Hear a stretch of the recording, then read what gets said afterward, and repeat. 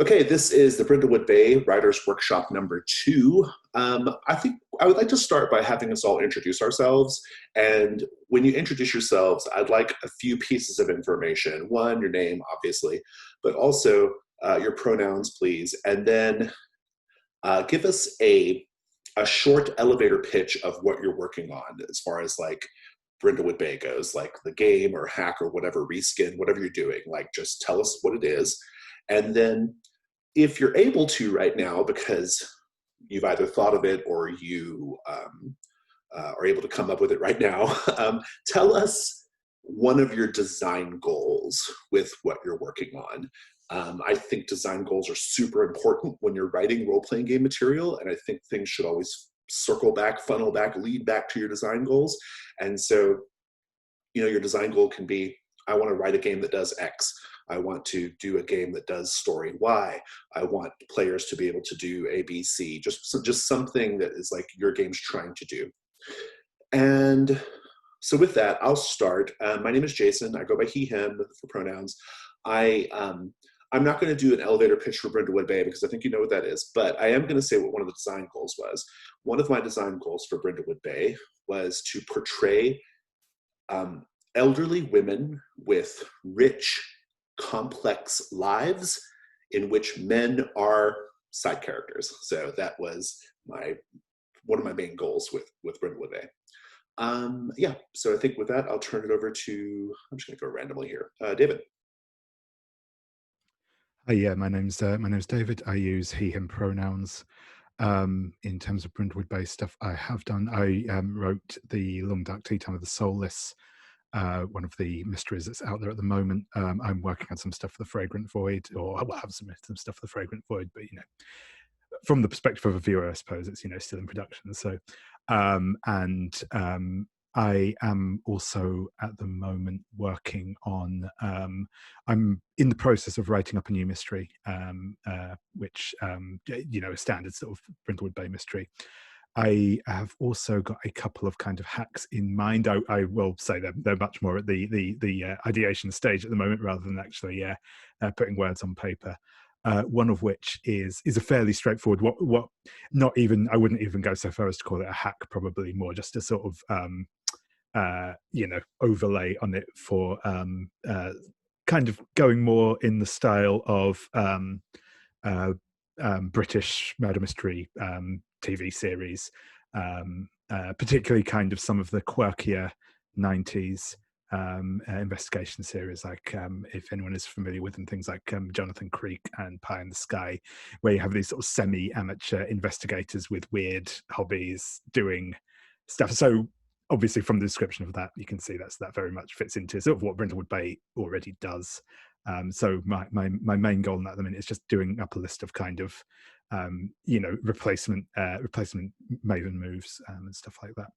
And yeah, I think that's kind of like, I suppose the design goal on that is fairly close to the sort of what Brindlewood Bay already does, as I said. So it's kind of looking at those kind of quirky fun 90s British murder mysteries, and obviously as well Midsummer Mad's a big influence on that as well, which is so there's a couple of kind of design tweaks that I'd be making, but like it's much playing the same thing. One of the questions I've which we'll probably get into later is about like the characters who are played, but well I'll not go into more detail on that now. The other thing I am kind of currently have squirming around in my brain is, I suppose you'd more properly call it a hack of the between, which but it's very much inspired by my experiences of having got a chance to play some of the earlier betas of the between, and what I have now learned with working with Brindlewood Bay and how I would do it, which I'm sort of looking at being the as I said, sort of the where the between emulates sort of where works with Penny Dreadful. This is looking at the Penny Dreadful City of Angels, that sort of mid-century Hollywood type thing. That's something I'm looking forward to doing, and that the design on that is mostly just inspired by the fact I really love that period of history in LA in particular, and I really want to play about with that a bit. So, as I said, both of those ideas are still very much at the idea stage. But yeah, That's me. Wonderful, thank you. Let's go to Gabe. Sure. So my name's Gabe. I use he, him pronouns. And I think in terms of this, I'm basically working on a reskin for the most part. It's kind of turning Brindlewood Bay more sort of Monster Hunter-y, sci-fi-y, and kind of in the neighborhood of like an X-Files. But part of what I'm hoping with the design goal is that like the mystery can be flexible about how weird it is. And like, is this actually a supernatural threat? Or is this just kind of some scientist gone wrong? Or is it sort of a smoke and mirrors, regular person trying to pretend? And so trying to think about how to put that into the mystery so that it can be as open about how the issue is created as kind of Brindlewood Bay is like open about who's done it. So that's kind of where I'm wrestling. And then, but yeah, otherwise, like it's mostly just a reskin of existing stuff, not trying to add a lot of new mechanical stuff. Wonderful, thank you. Jim. Hey, I'm Jim Crocker. I was lucky enough to play in some of those early playtests of the Between, and really got very engaged with it when I saw that Brindlewood Bay was coming out. Very excited. Played that. I've run a couple sessions of it on the Gauntlet. I'm playing with Jason in a Friday afternoon game that we're kind of headed towards our Void mystery. It's imminent, assuming we can get everybody's internet working at the same time. So I have an adventure, a mystery in the most recent issue of Codex, the Gauntlet gaming zine, which is called Decorative Gore Season. That was basically me coming up with a title and then like figuring out a mystery to go along with it, because I just thought that was that's how I do it too. It just struck me as very very funny. So I was like, Halloween, autumn themed. Oh, okay, I got it. So I put that together, and that was a really interesting exercise. David's point that things he's thinking about are probably more along the lines of like spin off from initial interest or fascination with the Between is probably the case for me as well, because the thing, I really like writing, like incursions for trophy, mysteries for this, like, I'm kind of just dabbling in, maybe not dabbling is the right word, but like I'm relatively new to this kind of game design, and I've never done a whole, a whole hack that is a self-contained thing. So to the extent, I don't know if it's a design goal, but my design goal is basically to learn how to do this by doing it is one of the things that I'd like to do. Maybe that's a personal goal, but it goes hand in hand with the design as I'm doing it. Jason will be familiar with my, kind of borderline obsession with superhero gaming, which I know is a thing that like you don't really give a crap about, which is fine. So that's totally cool. Like I don't understand mecha. So like we all have like nerd stuff that we're into and that we're not. But explicitly, this structure seems like it's really well suited to do something that falls into the wheelhouse of comics like Powers or The Boys. Maybe without some of the like more problematic aspects of The Boys, but the idea that you are just to begin with, being a superhero or being someone with powers is just like a weird thing and a weird job. And what happens like if you get booted off of a superhero team, you've still got your powers, and what do you do with that? Or you acquire powers, but you get roped into investigating what's going on in the world, like worlds of corporate conspiracy and stuff like that. And so this seems like a great structure for that, because the embedded kind of like the self-contained mystery arc that lasts for a single graphic novel arc, which is a chunk of a bigger conspiracy, and any individual given mystery may or may not be tied into it.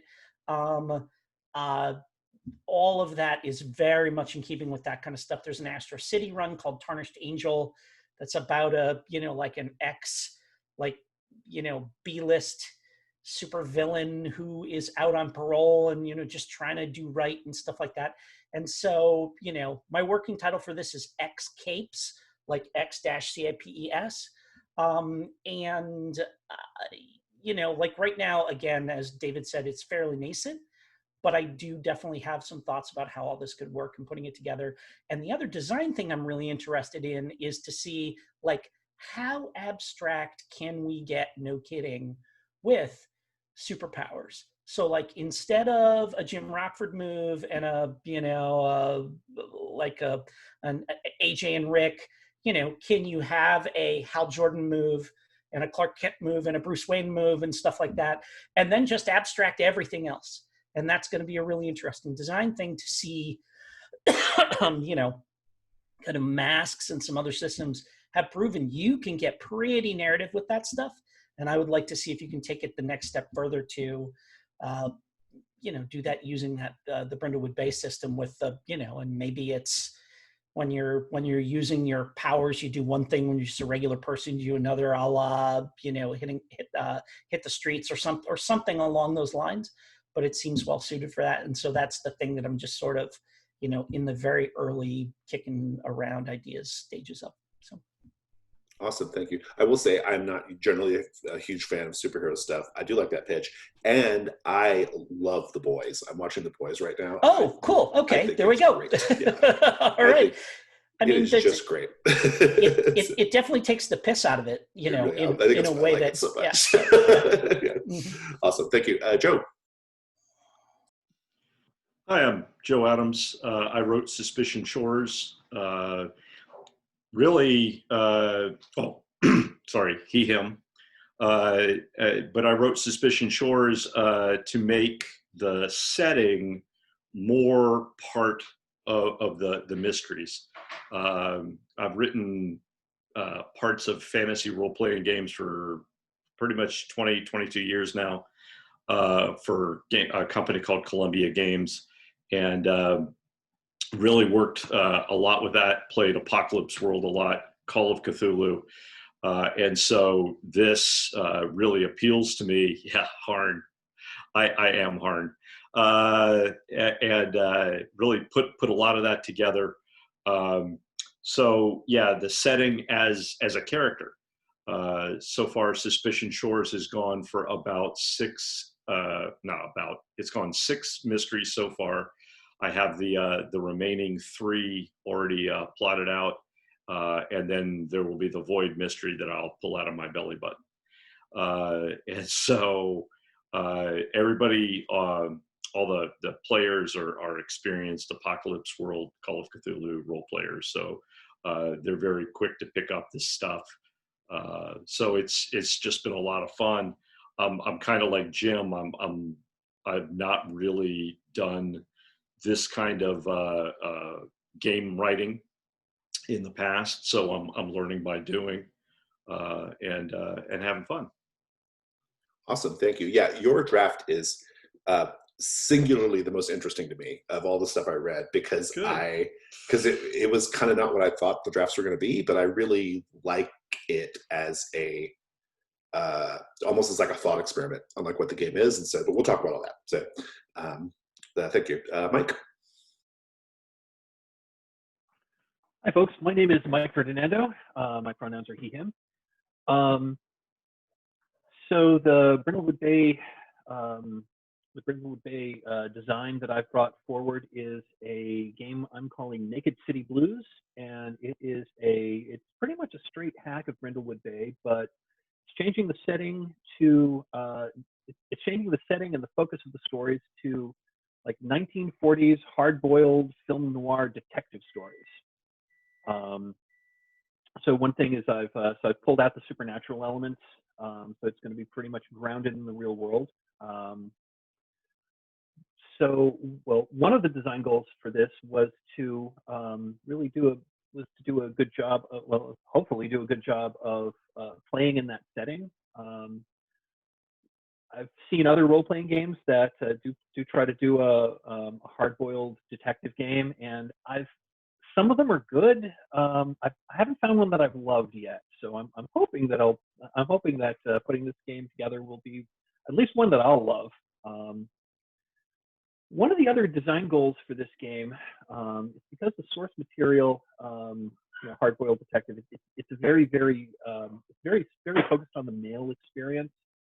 Like nearly every hard-boiled detective story you're going to see, it's hard men doing rough things. So I actually wanted to, as part of the design, I wanted to take a look at gender roles in in the immediate post-war American society, where things were much more prescribed than they are today, and to take a look at sort of like the struggle between society's expectations of what a man should be versus which in some ways I find very toxic and very what's the word I'm looking for? Well, anyway, just to try to like break through the stereotypes and to look at other ways to express masculinity. And so I think part of the way I've done that is the way I've spun Brindlewood Bay's crowns mechanic to a mechanic I'm calling I'm calling that Show Your Heart. And the two tracks on this I'm calling Heart of Gold versus Heart of Stone, which are sort of the analogs to the Crown of the Queen, Crown of the Void from Brindlewood Bay. Other than that, it's mostly changing a lot of the window dressing from like Murder, She Wrote and 70s, 70s and 80s American television to like 40s and 50s noir, and then a little bit of the 60s and 70s neo noir. So yeah, I'm really looking forward to getting some feedback to hopefully make this a better game. Awesome, thank you. Yeah, about noir RPGs, I find that noir RPGs usually get the fisticuffs right. They sometimes get the clue finding right. They never get the emotion right. So that's usually where they drop the genre, in my experience. Awesome. I want to go. I want to just cover some sort of just an overview of what we're going to do today, because we do have a big block of time. I basically want to divide the conversation up into three big segments. The first is going to be about just sort of premise and setting issues. How much setting, how specific should your setting be, what makes a good setting for a game like this, that kind of thing. And just also big questions about premise too, like should I focus more in on this part of the genre or that part of the genre, right? So kind of a big picture look.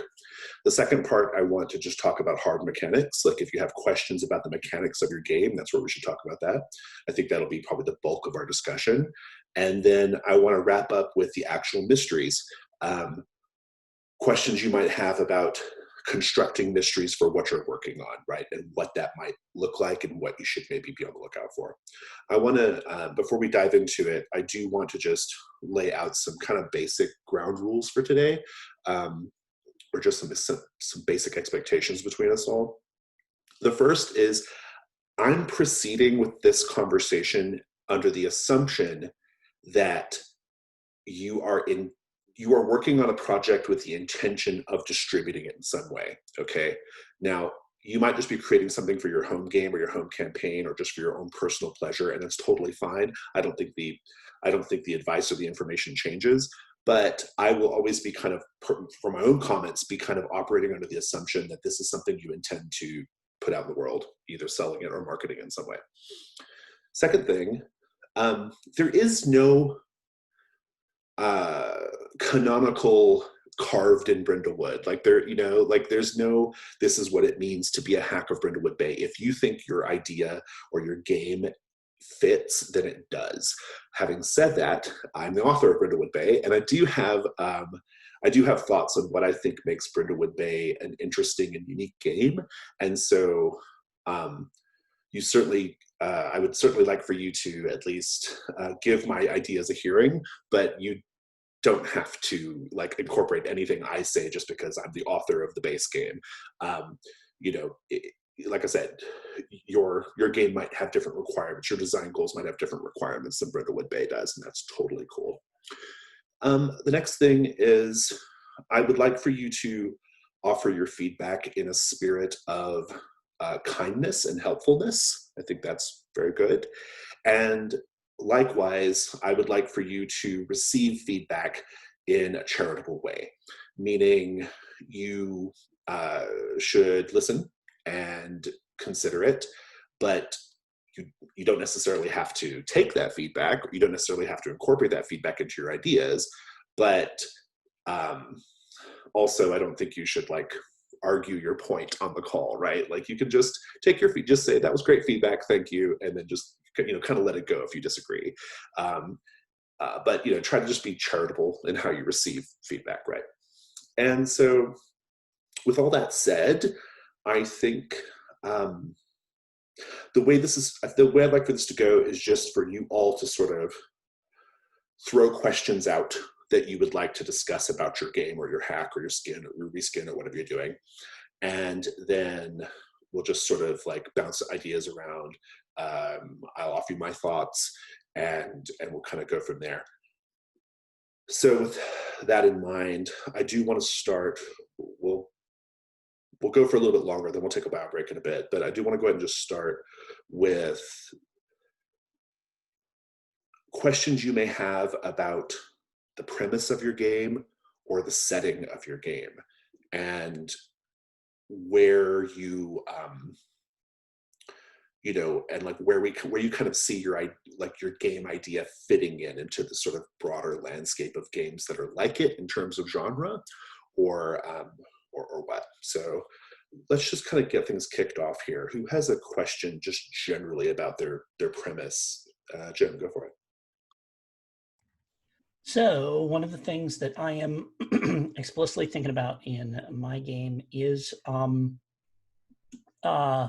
wondering whether you can do something like what Brindlewood Bay does, and de-emphasize place, setting, and construct mysteries or cases or whatever it is we're going to call them around where the anchor is a group of individuals as opposed to necessarily a specific place. Because like in a lot of the source material, these comic books and stuff like that, like somewhere, like half of the adventures may be, whatever, like Wonder Boy got decapitated in the Super Pals headquarters. And so now you've got to investigate the Super Pals headquarters and all that kind of that stuff and figure out what's going on. Something else might be someone is trying to blackmail, Goatman. So you are going all around the city, meeting with Goatman's enemies and former sidekicks and all this kind of stuff and everything, and like maybe you visit the goat barn, but like it's not where the mystery is centered. And there's like some stuff that kind of goes a little in that direction in Brindlewood Bay, but everything seems to be very kind of, you start by introducing a place where whatever it was that was going on happens. And I guess the other, and there's another broader question about whether it has to be a murder, but I think the answer to that is fairly self-evidently no. It can be anything we don't have an answer for that we can, build that we can construct that way. But mostly, my main question is about, can you do a mystery? Can you just utilize the same structure if you have no particular like strong sense of place tied into it? Great question. Yeah, Joe. So I took that and tried to make place, of course, kind of another character. And one of the reasons I did that was just to manage the vast number of possible suspects, NPCs. And I think just to kind of draw off of a superhero comic book kind of example, you'll note that when they go out to find, who killed Wonder Boy and they're talking to Goatman, they're going back and they're talking to people that they've talked to before. So, one of my players is keeping track of all the suspects and he's like, dude, you're introducing 6 to 8 new people every session. and we're up to like 40 some people. And so that was around, episode 5. And so I have made a concentrated effort to try and reuse some of these people. And that's become a kind of effective now that they're closing in on their void mystery. They learned just last Thursday, they got a great roll on their theorize, and one of the conspiracy members revealed themselves, and so that was a big deal. So now they're starting to put it together. Oh, he's with her, and these two are always, So anyway, I would say yes. You don't have to get super detailed. Gotham City is huge. Metropolis is huge, and you're always going to find other little nooks. But having that kernel of NPCs that you're going to deal with, I think is helps people keep things kind of structured in their heads. It probably won't come as a surprise for people who've followed my work in role-playing games for a while. I love a heavy frame. I like for situations and character groups and locations and even the game itself to be like quite heavily framed. And the reason why I like that, Joe's note about like just not letting the setting become a sprawl is a really good one. I think about Urban Shadows. Urban Shadows, a game I love. It's a mess in terms of like NPCs and stuff. It just goes all over the place, like really fast, right? And so I think you have that danger. I would say something to consider that I've picked up on in having run a lot of Brindlewood Bay at this point is that Brindlewood Bay has very specific and occasionally heavy cognitive loads for the players. You have to keep in mind the mystery and what's going on with the mystery. You have to keep in mind the various suspects and all those sorts of things. But also, you have to be thinking about the Crown of the Queen and the Crown of the Void, and what those elements mean, and particularly the Crown of the Queen, what it means for your character's backstory, right? Which is getting revealed as we play. And so, to the extent that you can minimize cognitive load for the players, I think you should. And one of the ways you can do it is by framing the setting as needed, right? So maybe maybe this mystery is about Goatman, but all the things that are relevant to Goatman are within this particular part of the city, this particular neighborhood. Does that make sense? Anyway, that's my thought. Yeah, the other thing that that seems helpful to me is the couple of times I ran it, the game that went better was the one where I was more explicit and gave the players more input about making sure that we framed hard where they had their Maven meetings. So I ran one in the regular upstairs bookstore setting, and that was fun, and it worked fine. But I ran another one where they met in the library and let them get very explicit about, like, what's here that you wouldn't find in a regular library, and like the fact that they got to do some input into that. And it was like a slightly larger space than just the upstairs room of the bookstore, meant that like that felt like an anchor, and they kept coming back to it and like doing mystery stuff there in the library and stuff like that in ways that the bookstore might not have allowed. So it certainly seems like grounding them in some kind of, shared, HQ kind of a thing that does seem to sure feels like something that will be important to making sure they've got some place to go back to, even if there's some kind of the occasional whatever, like, we're going to different parts of the city case or mystery. Yeah, that's great. I know David and Gabe had thoughts. David, go ahead. Yeah, sure thing. I was going to say, sort of, I don't know quite how this fits as a positive and negative to that whole thing, but I think it is one of the things I've probably the couple of mysteries I've written. The locations are often the most difficult bit for me.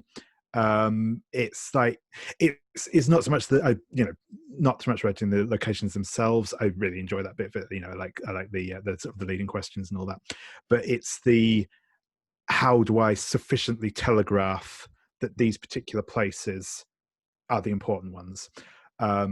and switching over slightly into a different, though not entirely unrelated game, but with for the Trophy Gold incursion competition, we had earlier in the year. I wrote in that kind of a game that was set in that was basically an investigation game set in Trophy Gold, and it was difficult to get that kind of what do I make the sets when in theory the players can go where they want, and by telling them what the sets are, I'm sort of kind of forcing them to find out that is the answer they need to find. And I guess which is, I suppose, to say I don't think I have an answer to it. I think it is a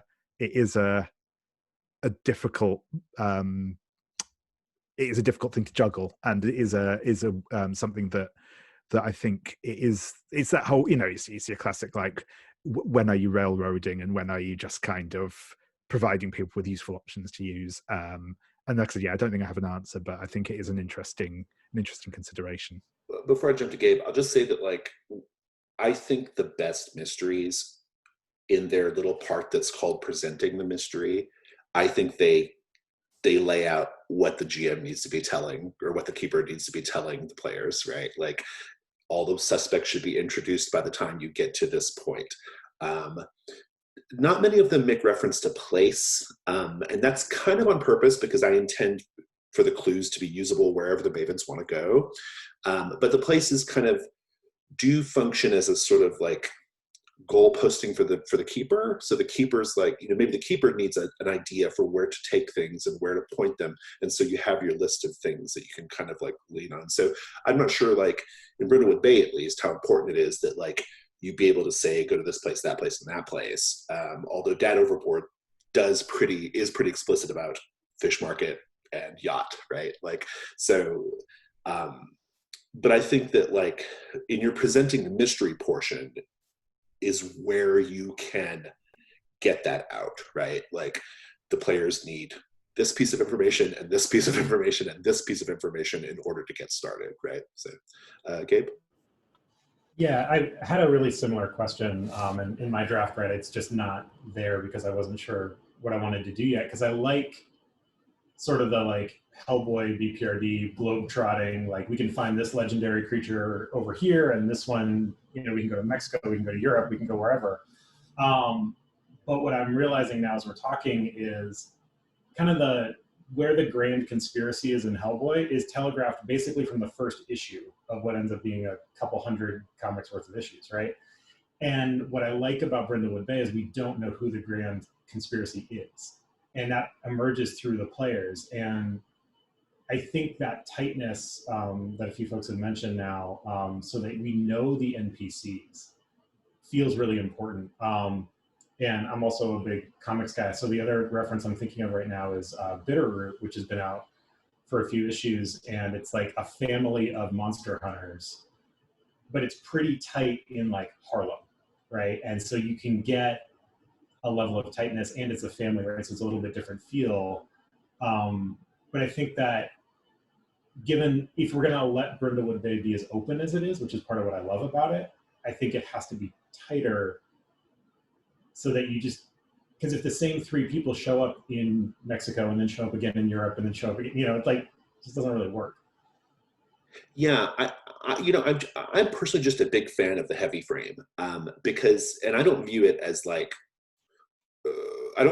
railroading. I view it as what we're exploring here is the character backstory. What we're exploring here, what we're unfurling is the big mystery, the big conspiracy.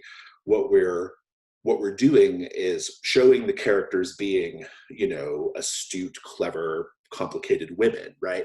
That's what we're doing. And so it's okay for all the other stuff to be framed pretty heavily because we want to give them the playground to play in. It needs to have boundaries, right? So, I think that's just my preference. I think once you start to, as everyone's kind of said, once you start to expand the play field, I don't know for sure, but I suspect that some of the sort of things that we have to just kind of accept in Brindlewood Bay in terms of how the clues are distributed and how, you know, how the mystery is sort of formed. I think it might just start to unravel a little bit, like the bigger the play space gets, you know, Joe? So thinking about what Gabe just asked, you know, there, by the way, is a fantastic book series you have to read called Bubba the Monster Hunter.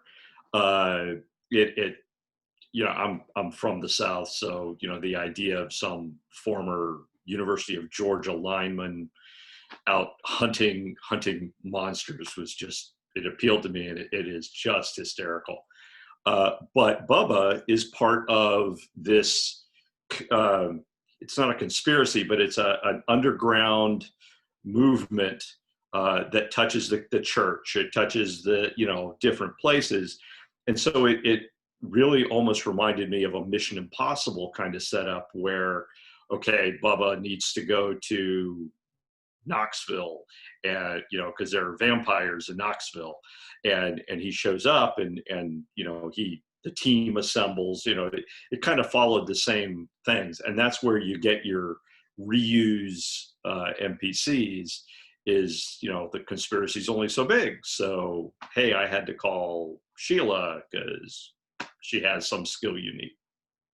But there, Kind of goes back to the idea of the anchor that Jim said, right? Like that idea of like an anchoring setting element, which I think is probably pretty important. In Brindlewood Bay proper, I suppose that anchor is, I mean, I guess I think it's just the women themselves, but maybe also the town, because some of the mysteries do go away from the town and then you return back to the town. I don't know, but it's interesting. the police are definitely a good anchor too. Can be, yeah, depending on how your story's going, I think. Yeah, for sure. Well, and in Brindlewood Bay, what I found myself doing is if I'm taking a mystery someone else has written, I pull in one or two NPCs that I've introduced in a previous one. Right? So I just like change a name or change the identity of someone so that there is sort of this repeated feel. Yeah, I think that's great.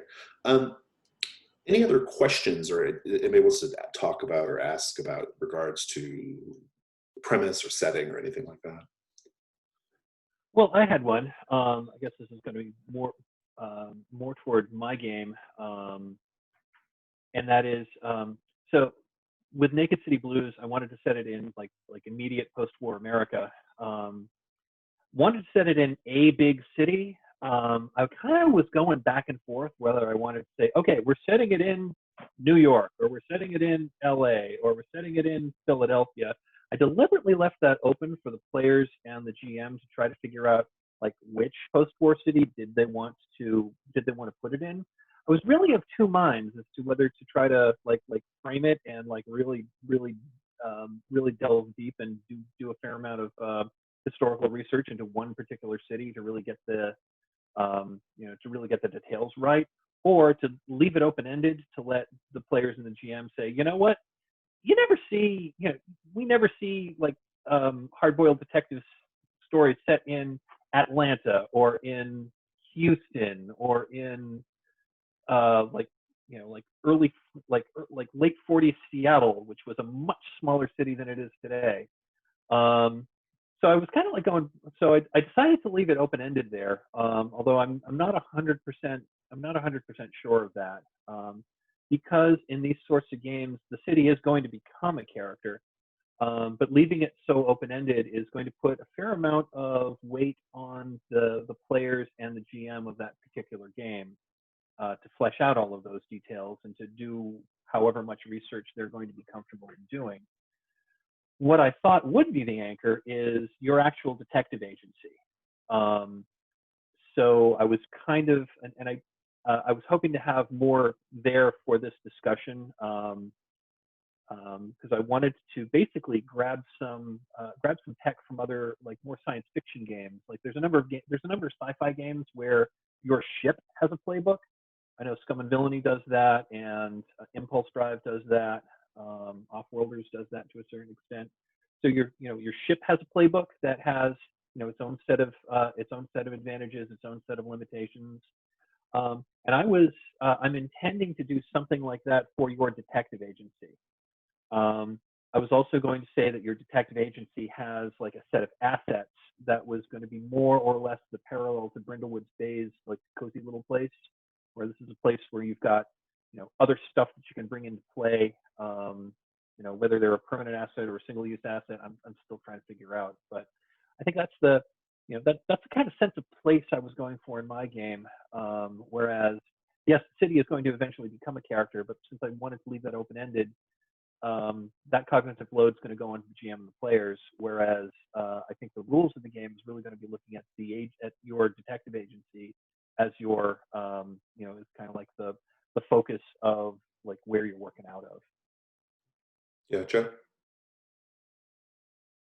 So kind of what I did with Suspicion Shores, and what I would suggest to you and Jim is, instead of really detailing the city, you've got the rich part, the old part, here's downtown, and then let that kind of evolve. Part of the problem with picking a city like Detroit would be a fantastic place, because that's what I thought of when I read your stuff. And you're going to get nitpicked to death, because there are folks that have never left Detroit and know it like the back of their hand, and they're like, well, no, you can't do that because Kershaw's Avenue doesn't run that far, blah blah blah. So instead of putting that in there, letting that become the the little blade of grass that trips the elephant, just hey, we're down by the dockyards. Hey, we're running through whatever neighborhood, and let them figure out, hey, what does Brush Park look like? I agree 100% as far as that goes. And to your point, to your question, Mike, about about whether to have it be an open-ended like setting or whether it should be a specific setting, it's probably not going to be a surprise to you that I think it should be a very specific setting. And there's lots of good reasons for that. Cognitive load's a great one, and GM prep is another good one. But also, I think, when I pick up a game, I really want the author of the game to have a very particular point of view. And so, like when you look at Brindlewood Bay, Brindlewood Bay is my point of view, right? Like it has so much of me baked into it and what I'm interested in gaming, and what about the setting interests me. Like it's all kind of baked in there. And so just from a sort of marketing angle, I suppose, I want to know which city you're interested in, what the setting you're interested in is, and then tell me that, right? Because so many people, when they pick up a role-playing game, that's the main thing they're going to engage with, right? they may never even get a chance to play it, right? They might just engage with some of that stuff that you've put in there, and so I think that's something to think about. Another sort of marketing note, I suppose, is, for me, I mean, I am in the publishing business now, and so I'm always thinking about this kind of stuff. But like, I'm always like, what can I sell people, right? And something I can sell people is setting, right? Like I can only sell them the system once, but I can sell them the modules and the setting materials forever, right? And so that's just something else to consider. Like if you love your game, and especially if you come up with a setting that you really love, it's something that sort of like keeps giving to you creatively, but also gives you like another thing to always kind of talk about and promote, right? So that's just something to think about. I have thoughts on the open-ended idea. I think as you've described it, the sort of like agency thing being that you anchors it, I think that's probably the answer to having it being a more open-ended setting. But I think we'd have to see more about what that's about. The Between actually has that. The Between has their house that they live in, and it has like mechanical elements to it. In the newest version of Between, only some of that's intact, but I did originally like that as a sort of anchoring mechanism for the story, for sure. David? Yeah, no, I kind of wanted to give another unhelpful answer, which is to say that I really enjoy games where part of the initial setup of the game is doing that kind of session zero. Let's talk about our town. Let's talk about the bar we go to. Let's fill out all these details. So I really like those sort of having that like idea of openness, that idea of like lets us determine something that we are all interested in, we want to do. But at the same time, I'll also absolutely agree with what Jason has just said from my slightly more outsider perspective, that yeah, it's like it's so much easier to sell a game when you can say, this is what the game is, this is where you are, this is what you're going to get. And also sort of with what Jason said, the sort of the idea that, yeah, you know, it might be that your kind of your initial setting is, oh yeah, this is a game about playing hardball detectives in Atlanta, but then you can also say, but here's how you know, here's the setting to do it in Boston, or The drive to Charleston, you know, or whatever, right? yeah, exactly, yeah. From sort of the other side of things, again, my sort of because and which made me thought, because obviously, as mentioned earlier, one of the ideas I've been having is a sort of like golden age of Hollywood style take on Brindlewood Bay / the Between, which is obviously very similar time setting, certainly to what you're looking at. But with that, obviously, that is like, it is inevitably a story about LA, and I mean, like I said, it's a period of history I'm interested in. It's a setting I'm really interested in. I consider myself, you know, moderately well read, and you know, about the thing, but it's also, you know, I have never been to California. You know, it's not something I'm familiar with, so it's very much me as an outsider looking at that idea. But I think in that case, it is very much the, you know, the game that I have in mind would not exist without the city, and there, you know, there's no point in me setting up a sort of an XP version of it or whatever else. It's like, it's a game that is supposed to be in LA, it's supposed to be in Hollywood, you know, and that's kind of core to it. Whereas, yeah, I think that's a different thing, where, because like you said, you know, obviously you get good, you know, you get good, you know, sort of your hardball detectives, you get your sort of the LA based ones, you get the San Francisco based ones, you get all the other ones out there as well. And I think, yeah, it's probably, yeah, it's probably less important that there is a specific place in terms of the story that it's telling, but it might be a useful thing in terms of just what you are writing, what you're presenting to people.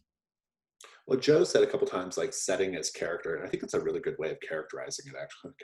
Actually, you know, Brindlewood Bay, the setting is a character. Uh, like Suspicion Shores, it has all those details. It's just not in the initial release. It's all being released in pieces, right?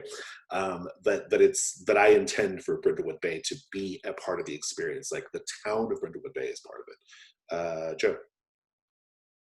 So I just have one question, because I see, you know, some people are going into the fantastic and some of us are staying in the history. I set Suspicion Shores in 1985 specifically because I did not want technology to play much of a factor in crime solving. And my group and I we've had this discussion throughout several sessions, or, you know, different settings that we play. You know, the last thing you want is Jack Bauer in the basement of some building flipping open his cell phone and, you know, oh wow, Google says this. So anyway, I'd like to hear other comments or thoughts on how to constrain the setting to either use or you know, not use a certain technology or a certain shortcut. Yeah, for sure. I want to check in with Jim, because Jim wanted to say something earlier before we move on to that. Yeah, I had just a couple of things for Mike. And I mean, at the basis level, Mike, you own Ferdinandopolis, right? You don't own Detroit. You don't own Los Angeles. You don't own Atlanta. And kind of to spin off from that, so I actually, as a lifelong New England resident, Jason tapped me to write a lot of the, you know, to kind of do the write up the town description for Brindlewood Bay, and I probably wrote way more than he actually wanted. But you know, like I lived in a town that didn't have a mayor; it had a selectman, and our form of government was the town meeting and stuff like this. And so, so I took that from my little like tiny town in Connecticut and transplanted that into Brindlewood Bay, because it makes sense that, like if you want like cozy, right, a political system where they have a meeting to decide stuff and nobody's actually the mayor, because that would be putting on airs. Like that's cozy as fuck, right? So you just translated it. But one thing I did was when I wrote it up, I made it way less white and way less straight than any town like that that exists in the real world. And so explicitly, if you're doing post-war America and you want to get into some of these, start asking some of these questions about racial justice and gender politics and intersectionality and things like that, making it your own place makes it a lot easier to inject all of that in there, because you don't have to contend with, well, man, Detroit wasn't really like that, and you're whitewashing it, but So, which is not to say that those aren't legitimate questions to be asked and all that kind of stuff and everything.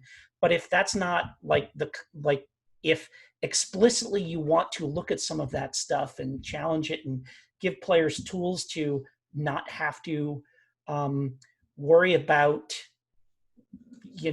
are we going to have homophobic slurs in our game? Are we going to have racism in our game? Are we going to ask people to embody that while they play the game? Making it your own place is kind of underlines that everybody has permission to make it their own place too, in a way that's setting it in the real world. People start getting, not just, on the one hand, Joe's, you're going to have, lifelong Detroit residents coming at you, saying that that's not how an auto plant works. You're also going to get people who have never been to Detroit going, I don't know if I want to play that. I've never been to Detroit.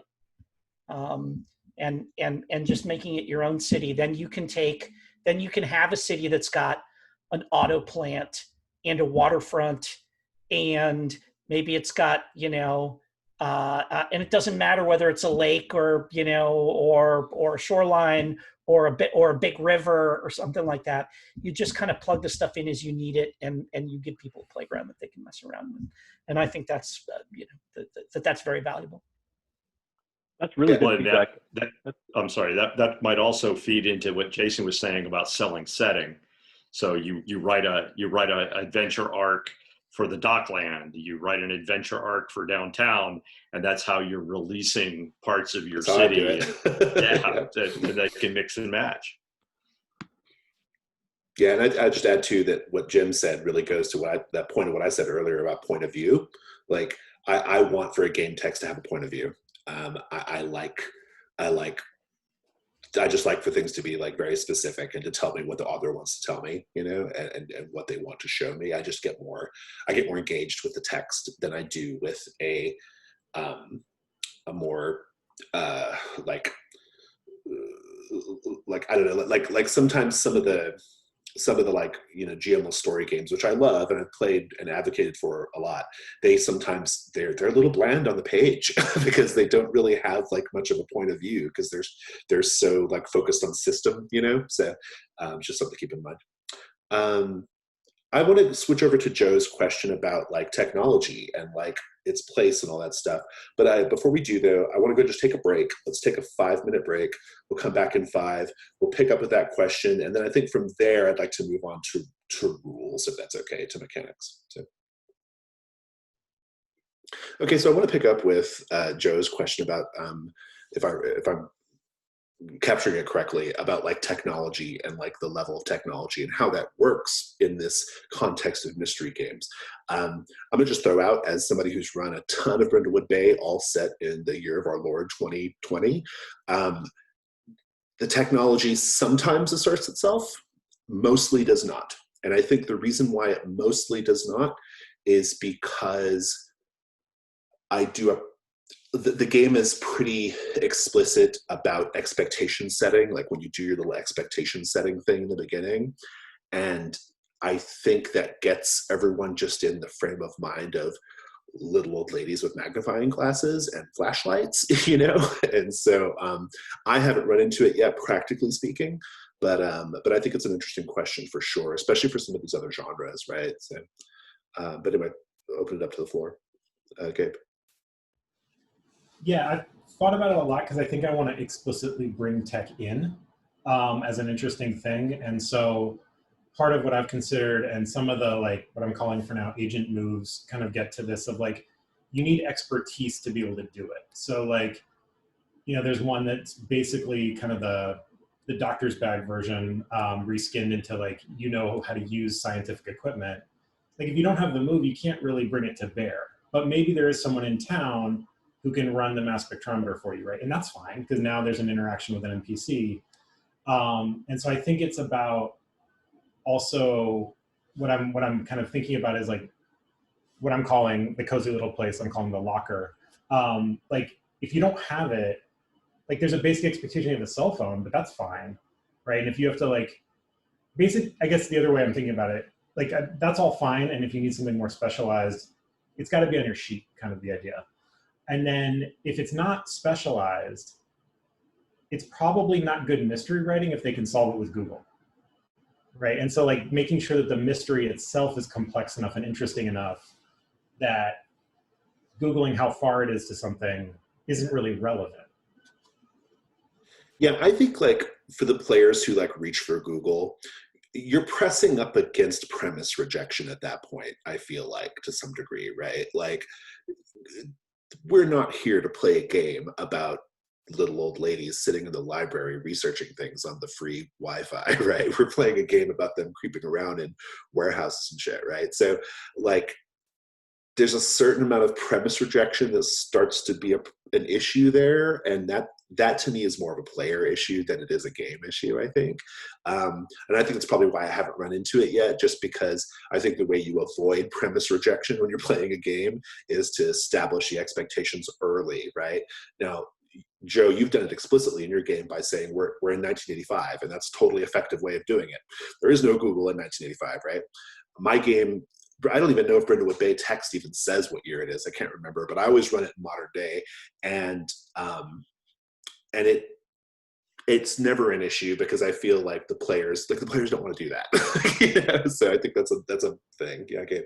I'll just quickly add, like for Brindlewood Bay, the last mystery I ran actually is Decorative Gore Season, and my players had a blast with it. And there's a void clue that's like a receipt written out in like ancient Greek text, right? And the tech showed up for us because one of our players took a photo of it instead of stealing the whole receipt. And that's fine. Like there's nothing wrong with that. Like I said, it's ancient Greek, so Google Translate doesn't work, and we just kept moving. Yeah, that's a good point. Who was Jim? What do you want to say?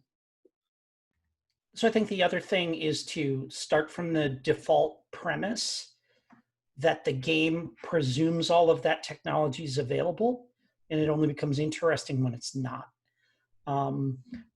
So if I'm going to do this superhero thing, I've got like, you know, billionaire sociopath detectives and invulnerable space gods flying around and stuff like this. And so making sure that we understand that like you can't just solve, like, you know, call Batman to solve your problem for you, like off the bat, like clears that off of the table. And whatever superpowers you're going to have, those superpowers mean you can get access to clues that normal people don't. You know, the pluck and determination and, you know, ability to insinuate themselves in society is the thing that gives the mavens access to the clues in the first place. It does not solve the mysteries for them. And that's the thing that I very much have to keep in mind, which is that, yeah, you know, you are a retired, you know, maybe you can knock a building down with your bare fists given enough time. But that does not get you any closer to autopsy results for, you know, if you need to get that ME's report or something like that. And in Brindlewood Bay, the nice thing about technology is that you can completely elide, Maven A is at the fish market talking to what's his name, Marcel, or you know, Etienne. I think. Etienne, yes. Maven A is at, you know, is at the fish market talking to Etienne, while Maven B is actually, you know, on the yacht drinking champagne with the, you know, with the matriarch.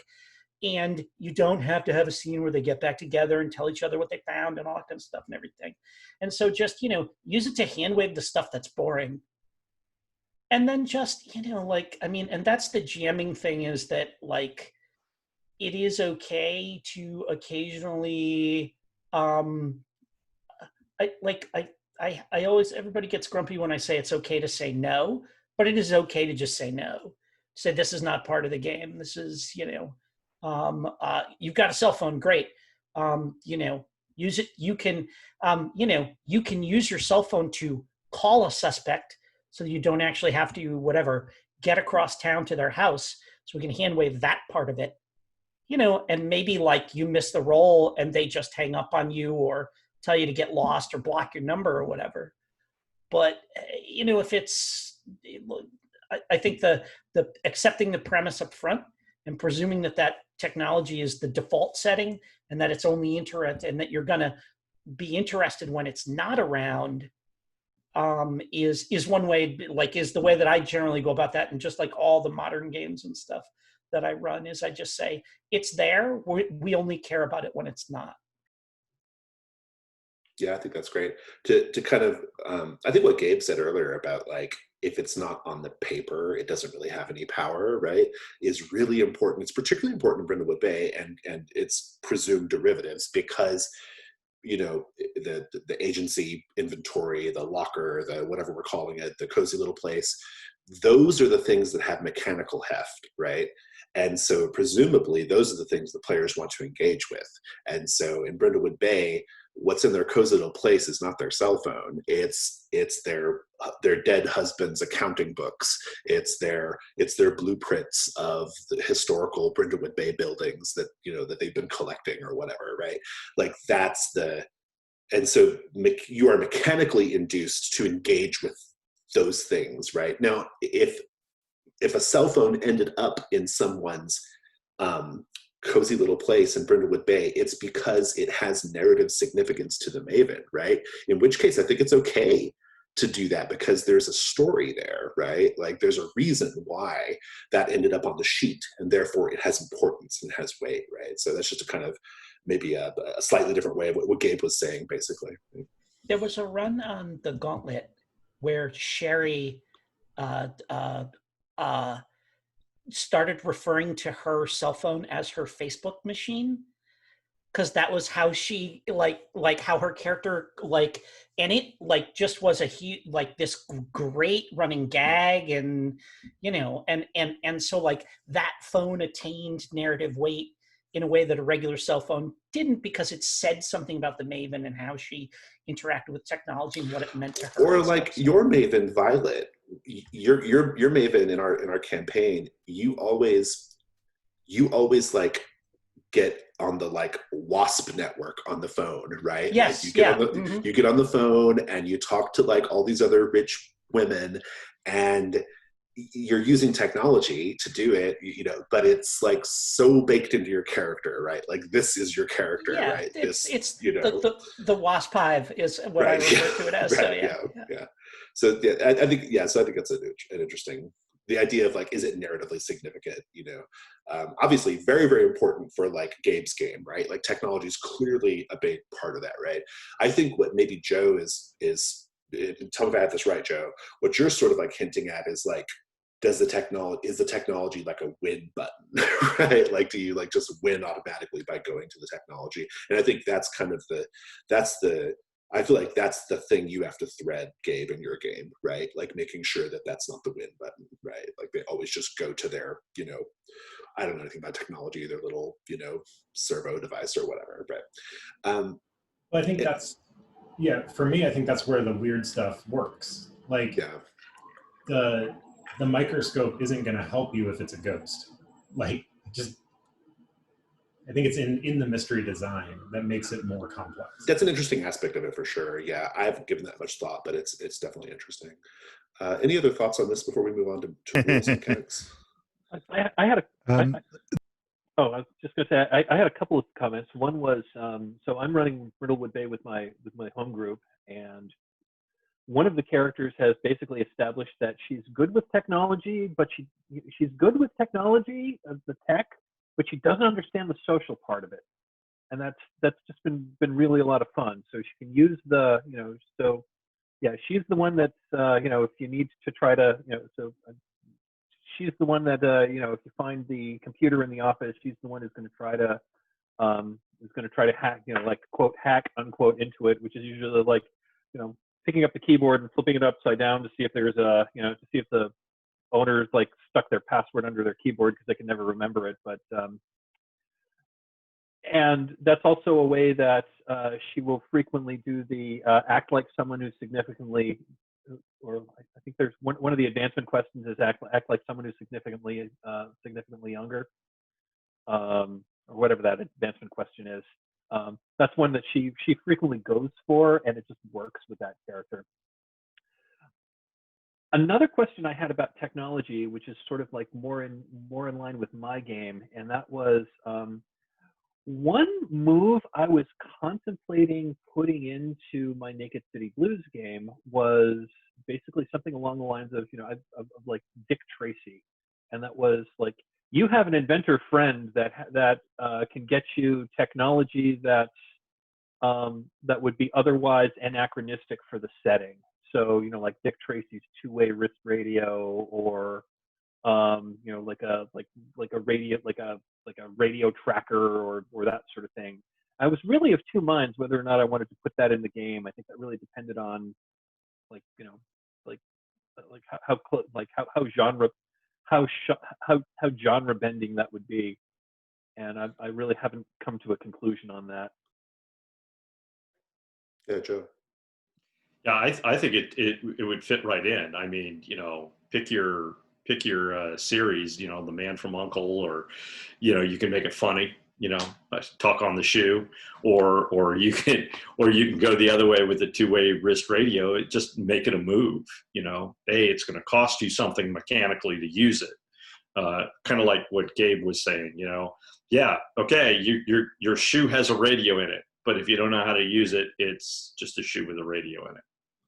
Obviously, you have to make sure that like such a thing wouldn't like defeat the tone goals or genre goals that you have, right? Like that's something to keep in mind. Brindlewood Bay, interestingly, it's not technology, but like the occult move, I made that really hard to do. Like it's intentionally an incredibly dangerous move to even engage with at all. And that's on purpose because I intend for the mavens to mostly be regular sleuths, but if they want to go to that dark place, they can, if they're willing to sacrifice their character ultimately, right? So that's just one thing to keep in mind. For me, it was the tone question, because like Get Smart and the Maltese Falcon are super different stories, right? And so if it borders on too silly, you may not hit that hard-boiled thing you're looking for. Yeah, for sure. David, what you want to say? Yeah, mine was sort of going back to the original point, which I think was just a couple of points that I sort of had. Was I think on the one hand, I think there's and this goes back to as well the sort of the sometimes say no thing, which is I think sometimes people overestimate what you can actually find on Google, because honestly, a lot of the time you cannot find very specific information at all on anything, and you're not going to like people don't write out their secret plans for world domination on somewhere that you can just find by Googling their name. That doesn't happen. And we shouldn't expect it to happen, I don't think, in games. And then there's the kind of the further point to that, once you get into the slightly more like properly engaging with technology. And again, this is, I think, something Jim may know I'm going with here, but I ran some Leverage earlier in the year, which was based on the TV series. One of the character types in that is the hacker, and we had a hacker in the game I was running. And I will say this, and I'm happy to be proved wrong if someone can do so. It's not possible to make role-playing out hacking interesting. It is just not. It's fucking fun. impossible. Yeah, the closest is the sprawl, and it's still not good in the sprawl. So yeah, it's hard. Absolutely, I agree with that completely. Well, I think we probably like hit the technology question pretty good here. I want to move into mechanics and rules, and this is where the rubber's really going to hit the road in terms of like what is a carved from Brindlewood game, right? And whether and how we should even define that, or what we think works and what doesn't work. I'm coming at this from a place of having A, written the core game, and B, run the core game quite a lot. And so I do have probably, in this part of the conversation especially, I'll probably have more salient things to say just because I'm more experienced here as far as that goes, as far as my input compared to other types of input I could give. But yeah, so rules. I read the drafts that we have, and so far it seems like, setting aside Suspicion Shores, everything is pretty well just a reskin of regular BB, and I think that's okay. But I'm curious to field your questions. Like, who has a question about the rules of their hack that they're working on?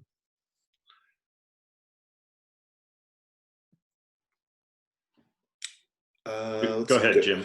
Yeah, go ahead, Jim. So I got a little more general question that came up. I think it's when I think Gabe and I might have been talking about this, and that is, have you found, what was your rationale for? I think in the Maven moves, there's a single Maven move that messes with the XP economy, and that's the Jim Rockford move. When I was looking at Gabe's, he had a move that messed with the XP economy, and I said, ooh, I don't know about that. That's kind of dicey. I don't think Brindlewood Bay has one. And then he pointed out to me, yes, it does. It's got the Jim Rockford move.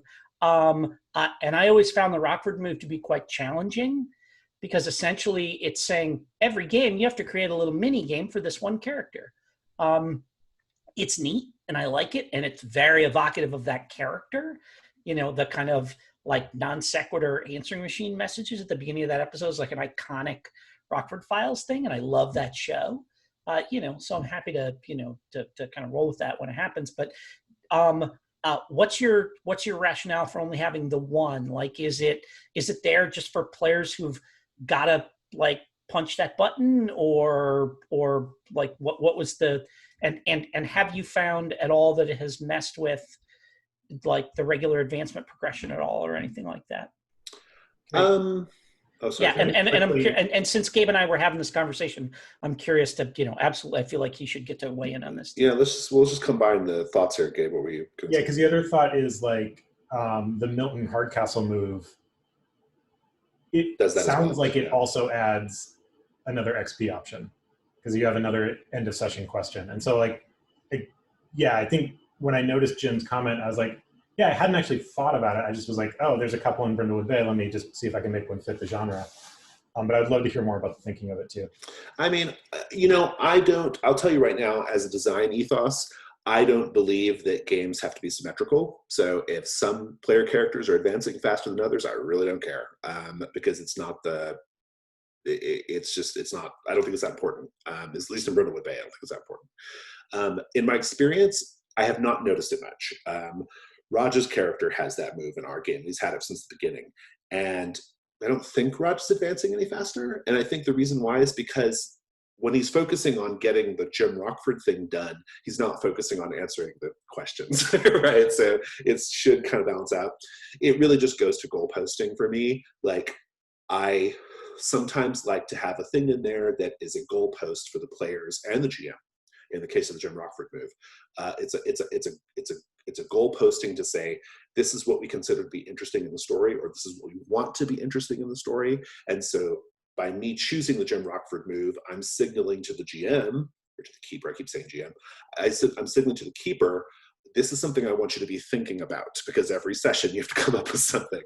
And I like to make them mean something ultimately, right? In the case of Milton Hardcastle, it's a role-playing goal posting. It's like, it's saying something about the character, right?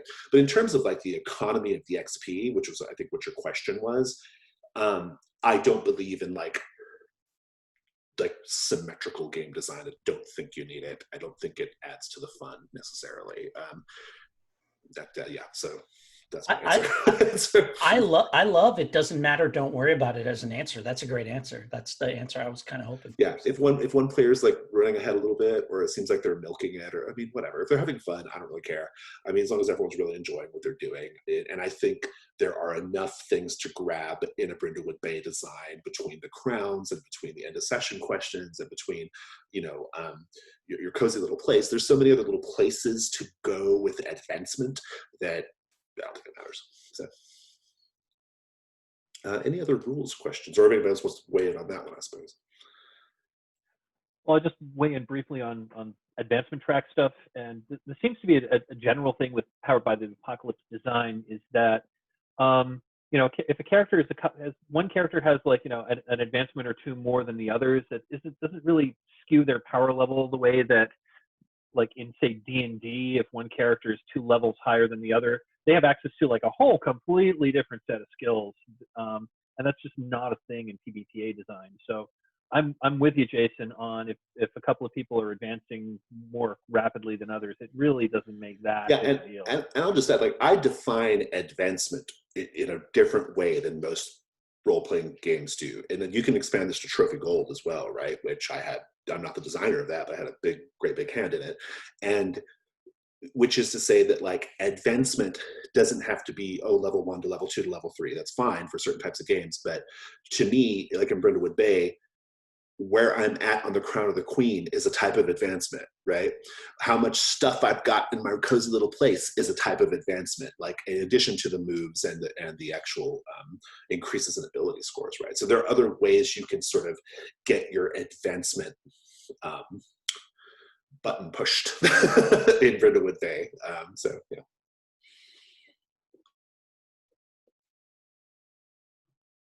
Look like I have another question, but I'll let someone else go because I just. Go ahead, Joe. What were you going to say? So my only thing, and you've said it a number of times, is game balance aside. I know one of my characters took the Columbo move, and so that's like, okay, we're almost ready to do the theorize roll. Lisa, do the Columbo move. It's an intentionally overpowered move. Yep. Yeah, and so she, but she's been pretty good. She waits, until they've got it down to one or two real good suspects. The other one that I have to kind of keep in the back of my mind is another player has Scarecrow, and so he didn't want that clue to be about the conspiracy. He wants it to be about the current mystery, and so I try to give him something really tightly coupled with one of my comments that's going to be later on is one of the things I added to all of my mystery write-ups is a description of the victim. Because and so when I give the Scarecrow move, it ties right back to the victim.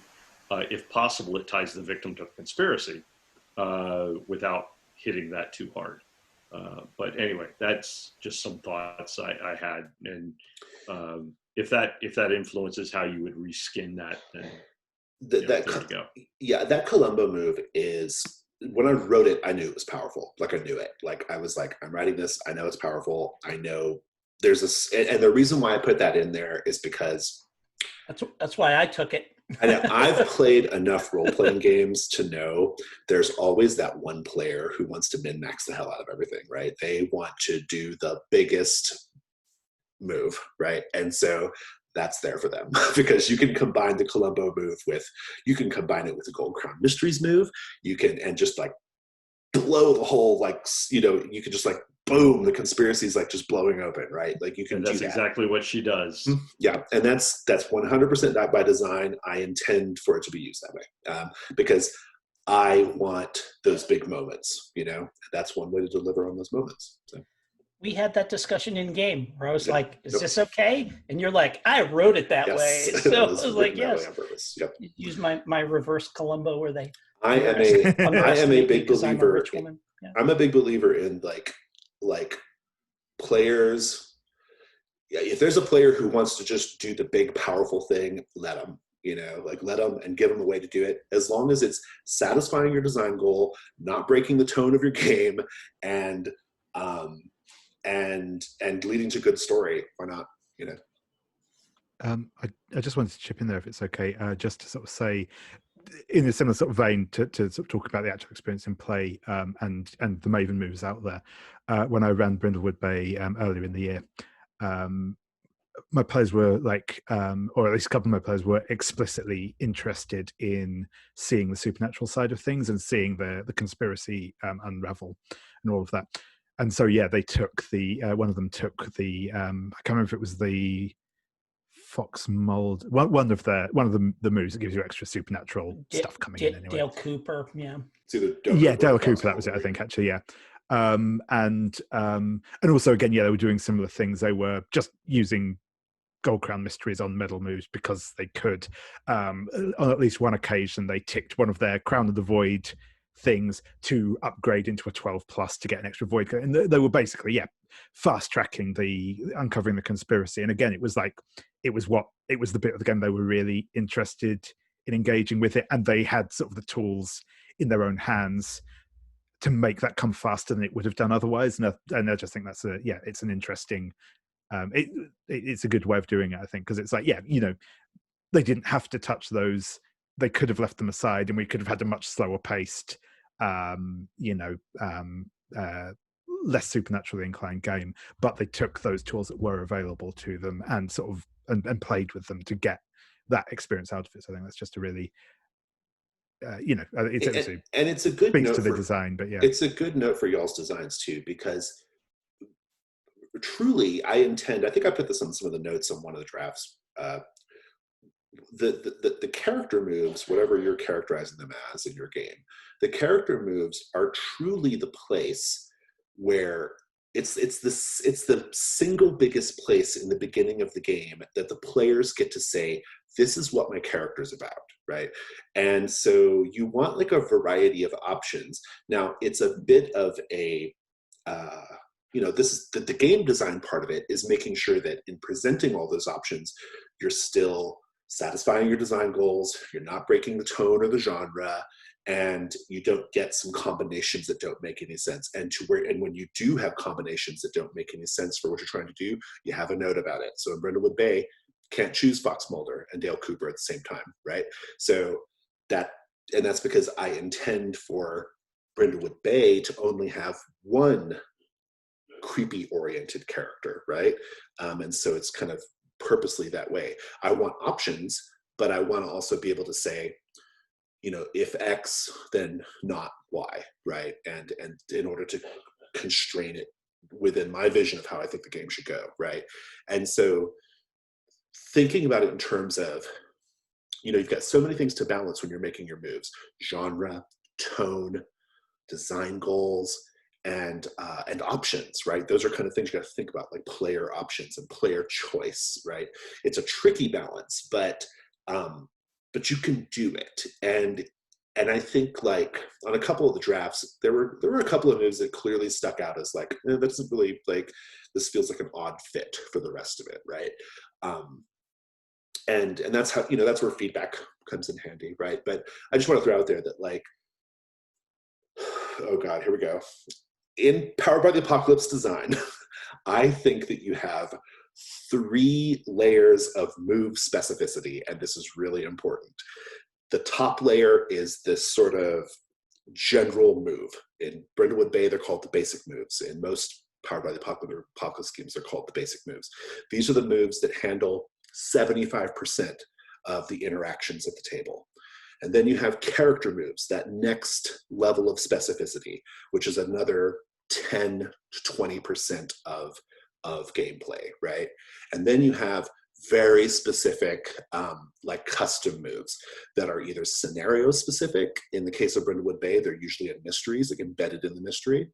Or in another Powered by the Apocalypse game, they are written for a specific place or a very specific circumstance. And they have very specific outcomes because we want to emphasize something special about that moment, right? Think about it in terms of those 3 layers of fictional specificity. I think that's step 1 when you're writing your moves, right? Like, where does this fall? And this character move I wrote, is it better handled with just a basic move? Like, is it doing anything other than the basic move? Like, if the day move is working fine, do I really need this move, right? So, something to think about. That was a lot. Sorry. I can opine about that all day. Any other rules questions or any other thoughts or notes? I do have one, and that's so in the Maven moves, or in the way I've skinned it for Naked City Blues, the gumshoe moves, which mine, by the way, are all named after like films like noir films. So if you want to do one where your character is particularly good at a particular kind of thing, looking at Brindlewood Bay, some of them were like once per game you can just automatically take a 12+. Others are, in this circumstance, you can take advantage or something like that. And I'm trying to figure out, like, when do you use one versus the other, or do you not even touch the dice, just like put in like some level of fictional some level of fictional positioning for the move that allows you to like, I don't know, like assume something, like assume this particular thing is always true, or say that you can always have something like for example, I have a move where you're good at firearms. Does that mean that every time you're using a firearm to do something, you should take advantage? That seems a little overpowered. Or do you want to do it like the one big showdown moment for the session, like once per session you can automatically take a 12+? I'm not quite sure how to. I'm not entirely sure how to balance those kinds of moves, and I was hoping that other folks could give me their thoughts. Yeah, Jim. So, as a guy who has read a bunch of crime fiction from that era, one of the reasons a lot of those detectives didn't carry guns around is there were actually fairly strict licensing requirements for having them at the time. So, maybe taking that gun move means you have a gun and you can do stuff. Basically, it's narrative permission to have a gun. And, it's a lot easier to say, you're going to tell me what you know about so-and-so. If you're pointing a gun at somebody, or if somebody pulls a gun on you, or if somebody knows you've got a gun and so they can't just come at you with a baseball bat. That may be, so then maybe it gives you advantage in situations where having a gun is gonna give you advantage. And if you're any other character walking around with a gun, or, it gives you a gun in your cozy place that you don't have to uncheck when you use it. That's how I frame most of those things. Yeah. Exactly. Yeah. I think like thinking, don't dismiss the idea that these things can say something as much about your setting as about the individual characters. So if you say you need to take, like, if you want to carry a gun around, you got to take this one move. It says something very important about the setting and the baseline expectations, and that we're not just going to be getting into gunfights, shooting each other up and stuff like that. Because in all that noir stuff, like, gun is like, and this is a Vincent Baker thing, like, you pull out a gun when you're losing an argument, right? It's an escalation of force. And so, and a big deal in these, whenever somebody pulls a gun on Bogart, he's like, yep, okay, I will go along with whatever you got to say, and I'll go along with you. And, hopefully at some point you'll stop pointing that gun at me. And that seems like a genre expectation that you can, frame that as narrative permission as much as, because like narrative permission is a mechanic. Like it's easy to not think of that as being mechanics in the same way that advantage or a +1 bonus is or something like that, but it absolutely is mechanics. Fictional positioning is arguably more powerful than hard mechanical bonuses, right? I think the way you characterized it, Jim, is absolutely correct. And I would just say that the way I did it in Brindlewood Bay is where there is an object or a thing, I made it something that goes in the cozy little place, because it, like Jim said, it says something about the character, it says something about the setting, it's narratively interesting. So the cat with Gordon Shumway, the car with Michael Knight, right? and the mechanics are, and basically the way they're framed is you don't check those. So basically you can always get the advantage when you use that thing. Obviously you want to make sure there's some built-in balance there, right? And I think that's where the specificity comes in. So the Michael Knight move, it's not when you're driving any car, it's when you're driving this car, right? The Gordon Shumway, it's like something a cat can reasonably do, right? Like that's the very special cat, obviously, but yeah, that's the sort of limitation, I think. Where something gives you an automatic 12 plus, I do put a pretty tight per session or per mystery restriction on that. I think those are the less interesting things to do. Hopefully that's balanced out by the 12 plus should be balanced out by there's something really cool in the story going on, right? So in the case of B.A. Baracus, something's exploding, okay? Like there's something big going on in the story. In the case of the Gold Crown Mysteries move, we get that wonderful moment where everybody at the table talks about the books, right? Which is like the book club part of the game, right? So just think about it in terms of big fictional moments. Where is the narrative coming from in the move, and you'll be okay. And if there's an object that's implicated or a some sort of special thing, make that part of the agency or whatever you're going to call it in your game. So, David. Yeah, no, I just kind of wanted to expand. I think mostly covering what you've just said, but yeah, I think that's for me. That's what I see as a big difference between those. Like, so if you have like a when X get Y type move, when you try and solve a problem by going at it brute force, you get to roll with advantage, whatever else. That is something that realistically the player should be trying to do that every time they do anything. Basically, that is a signal that is something that they will always be trying to aim for when they're in the scene. And sometimes the situation might be the case that they can't do that, and okay, that's cool, that's fine. I've had the similar sort of discussions before with people on Blades in the Dark who are like, oh, but how do you stop people from rolling the thing they're good at? And it's like, you don't. That's the point of the game. If you're always doing things you're bad at, you're going to die. That's it. That's the way that the feedback mechanics in that game work. You need to be always trying to do the thing that you are good at. And that's when those sort of like, you can always do this thing type moves, I think for me are for that sort of thing where it's like, this is something this character should always be kind of trying to do. And you always want to see that on the thing. Whereas, yeah, there's sort of the once per session, everything is awesome.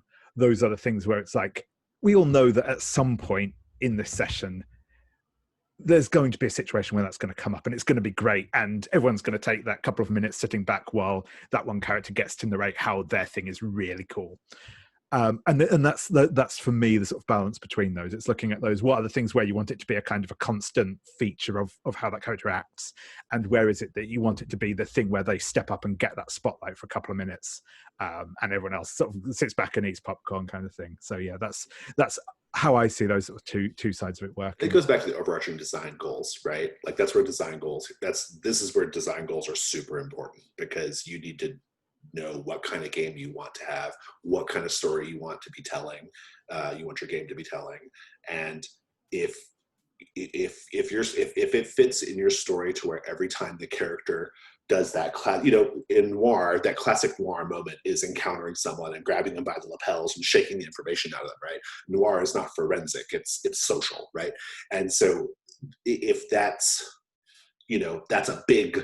that's a thing in the genre, that's a genre convention. And so you might think about how to make that genre convention part of the move. And like David said, you got that slider of like how often you want that to come up, basically. So. Great. Any other mechanics or rules questions? I'm curious where people are thinking as far as their like Crown analogs go. That's the quintessentially Brindlewood Bay / the between element is the duality thing. Any thoughts on that or questions about it? Okay. Yeah, I mean, I've thought about this a good amount, and like the naming of it took a minute, but what I really liked about Brindlewood Bay is sort of the mundane and then the supernatural, right? And for me, like the Crown of the Void basically works for me, just changing the names a little bit. And I like the kind of descent into potentially madness or at least obsession, or and it feels very on brand with like an X-Files or a Fringe or something like that, right? Like I didn't realize the weird stuff was out here, and now I can't help but look at it. I think I even noted on your draft, or the copy of the draft that I made in the folder, I think I even noted like this works better in your game than it does in my game. Like it makes like more sense in your game than it does mine. You mentioned that about the occult move. Oh, okay. Well, I think I just kind of generally felt that about your draft. I was like, so much of this like feels it's a good fit, you know? Yeah. And then I think what was fun actually was to kind of, for me so I called the mundane version the personnel file, right? Like the idea, like this is just your normal record of who you are and who your character is. And I tried to play with the language in a way that it was really open and flexible. It's a part I've really loved about the clues in Brindlewood Bay is like, you know, a missent text message could be anything. And so like, I kept the flashback of your fondest memory of your late partner, for example, because that could be your agency partner, right? Like, or it could be your romantic partner, right? Like, and letting the players kind of play with that and interpret that. And so I just, again, tried to find things that are sort of genre specific. So like the idea that the job gets in the way of the family sometime, right? And again, family's open. So you could have a character invent a spouse and kids on the spot, or it could be I never see my mom, right? Like there's just some flexibility on that. And then in a way, like a lot of it just fit. You know, again, kind of some of those mystery detective-y tropes kind of work no matter what the setting is, right? Like, you know, we see the agent who's busy with their job not being able to kind of make a romance work, right? And that could be older lady, right? It has a different feel when it's an elderly woman versus, you know, a supernatural agent. But I just tried to kind of fit the theme of like, these are storytelling moments in addition to kind of hit points. Yeah, I'm gonna pull up your specific draft real quick. That's the one in the folder that's titled Paranormal Investigation BB Hack. Because I want to look at that specific personnel file. I like the way you framed it as a personnel file. That was really smart. And I think it's exactly what you want to be doing here. Because to me, this part of the game is, this is core, right? This is like a core feature of the game. It's unfortunate that it's the hardest part of the game to explain to players, but I'm coming up with better ways of doing that. But because it's so novel, you know. But I do want to go to that and just find it real quick because. Yeah, I just dropped a link in the chat too. Yeah, because I really I remember liking it a lot. And I was curious if we had any like specific thoughts. Oh yeah, the personnel file, mundane.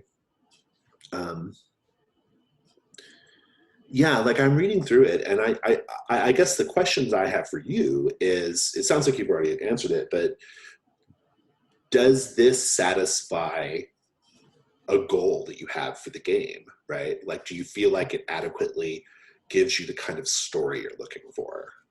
Yeah, I think in general, yes. The one I'm less sure about is the burgeoning romance one.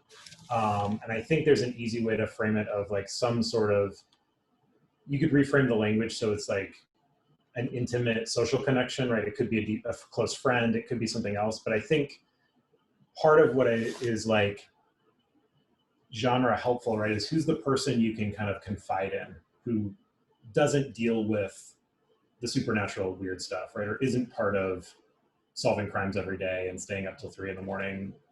hunting ghosts. So I think that might be a little bit reframed. Otherwise, I think I'm in pretty good shape. Like the last one, right, I reframed from the physical desires to satisfy your need to escape from the job. You know, again, like the kind of the genre piece I'm looking at is like the job has the potential to be all-consuming, and that might be a problem. And that's actually a really good observation for you to do it that way, because when I wrote the original Brindlewood Bay version of that, as you said, is how do you satisfy your physical desires? That was very intentionally chosen language on my part, because I want to show these elderly women as physical women, sexual women, right? That was a goal I had. And because I think media frequently doesn't treat old people that way, right? And so that is a great place to tweak it, right? Because it deviates. Like like my very specific goal there probably is not a great fit for what you were trying to do, right? So yeah. And I think again, like some of these are like I think the one in Brindlewood Bay is like show how you were an imperfect mother, I believe, or something like that, right? And I've actually seen my players do great stuff. Like one of our mavens doesn't have children, but she was the late admiral's wife, and so all the cadets are her children, right? So she's interpreted that really smoothly. But like an imperfect agent, depending on how the person's created their character, I think is also open, right? It could be I broke rules, or it could be I didn't live up to expectations, right? If I'm a rule follower agent. And so again, trying to let in, be really evocative, but let the player breathe as much life into it as we do with the rest of the game. Well, and that's great. And when you're writing these, this is for everyone who's writing hack. When you're writing these duality mechanics, whatever you choose the framing to be. So in the between, it's the Janus mask. It's the past and the future, right? We look at the past, we look at the future. In a game we're working on right now called Singapore, about sailors in the 19th century, it's the stars above and the stars below, right? The stars above are the things you long for. The stars below are whatever that sounds like. It's occult darkness, right? Stars below. So, but when you're writing them, the way you frame it's super important, like I've just described, but also what you're doing is you're telling the players, you're giving the players a roadmap for developing their character, right?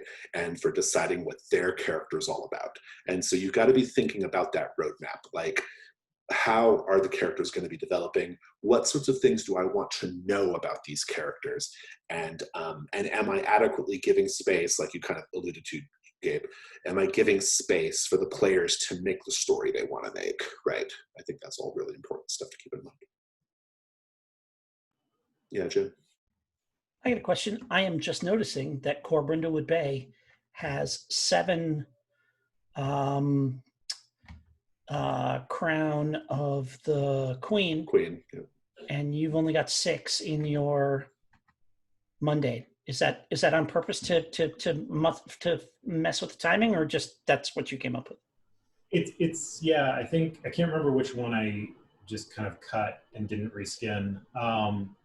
I noticed it and decided not to do anything with it because I'm kind of curious about a quicker descent, but it's only one step.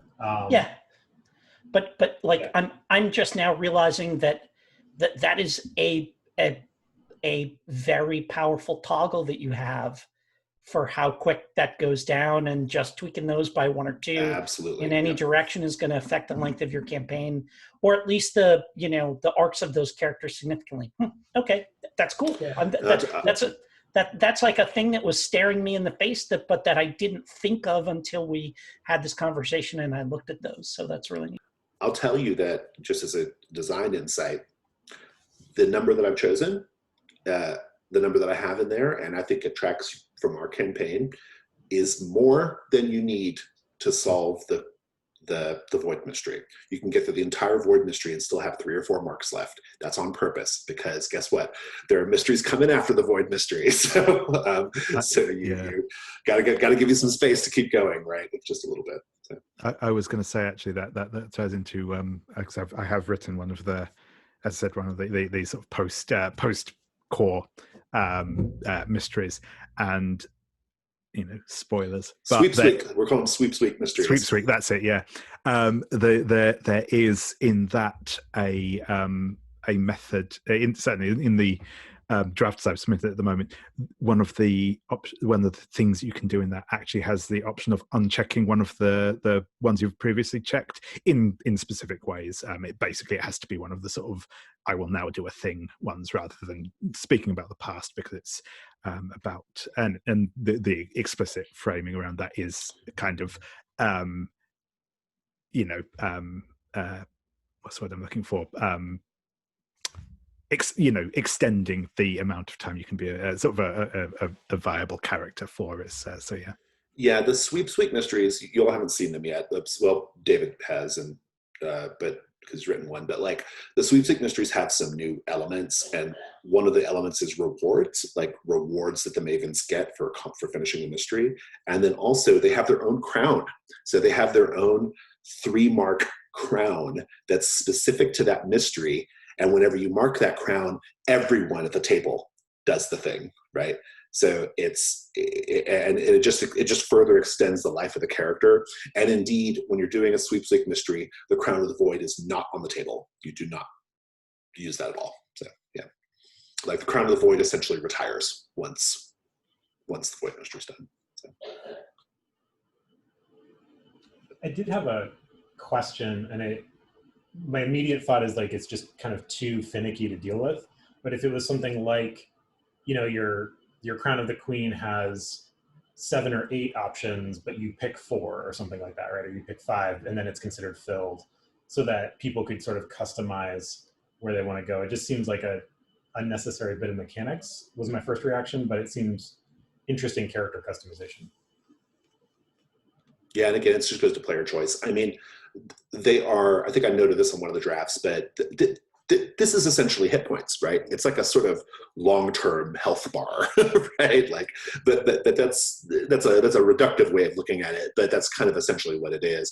A better way of looking at it is, I'm a big believer, I have this philosophy in gaming as a general matter, that players should have some control over when their characters exit the stage, whether that be death or retirement or whatever.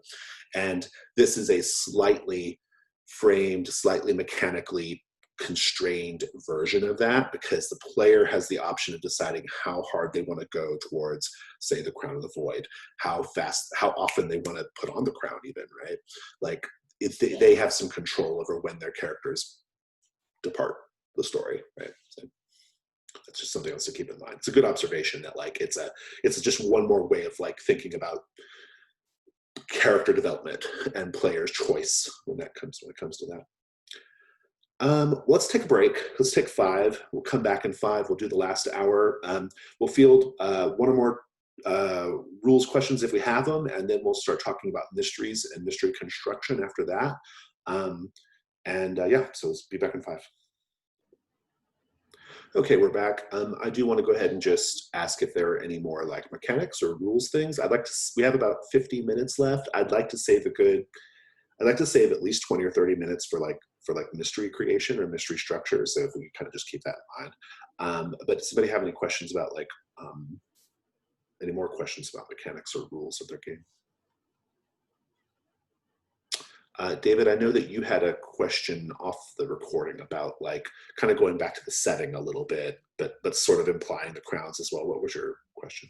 Yeah, no, that's right. And again, this is a fairly sort of open-ended one, but one of the things I am still kind of tossing up with, as I mentioned, there's sort of this idea of doing a kind of more essentially Brindlewood Bay, but the Midsummer Murders version of it, is if I've not yet decided if I want to keep it focused on sort of the older women, as in Brindlewood Bay, or if I want to expand that out to being kind of older people in general, or if I want to even move it to different, like maybe it's not older people, but that's all, like I said, very up in the air. I haven't made any firm decisions on that. It's trying to get a good handle on that is something, and it's how obviously the less specific your intention for who the players will be obviously has a very big impact on what those crowns are, because those crowns have to be significant. They have to say something about those characters' stories. They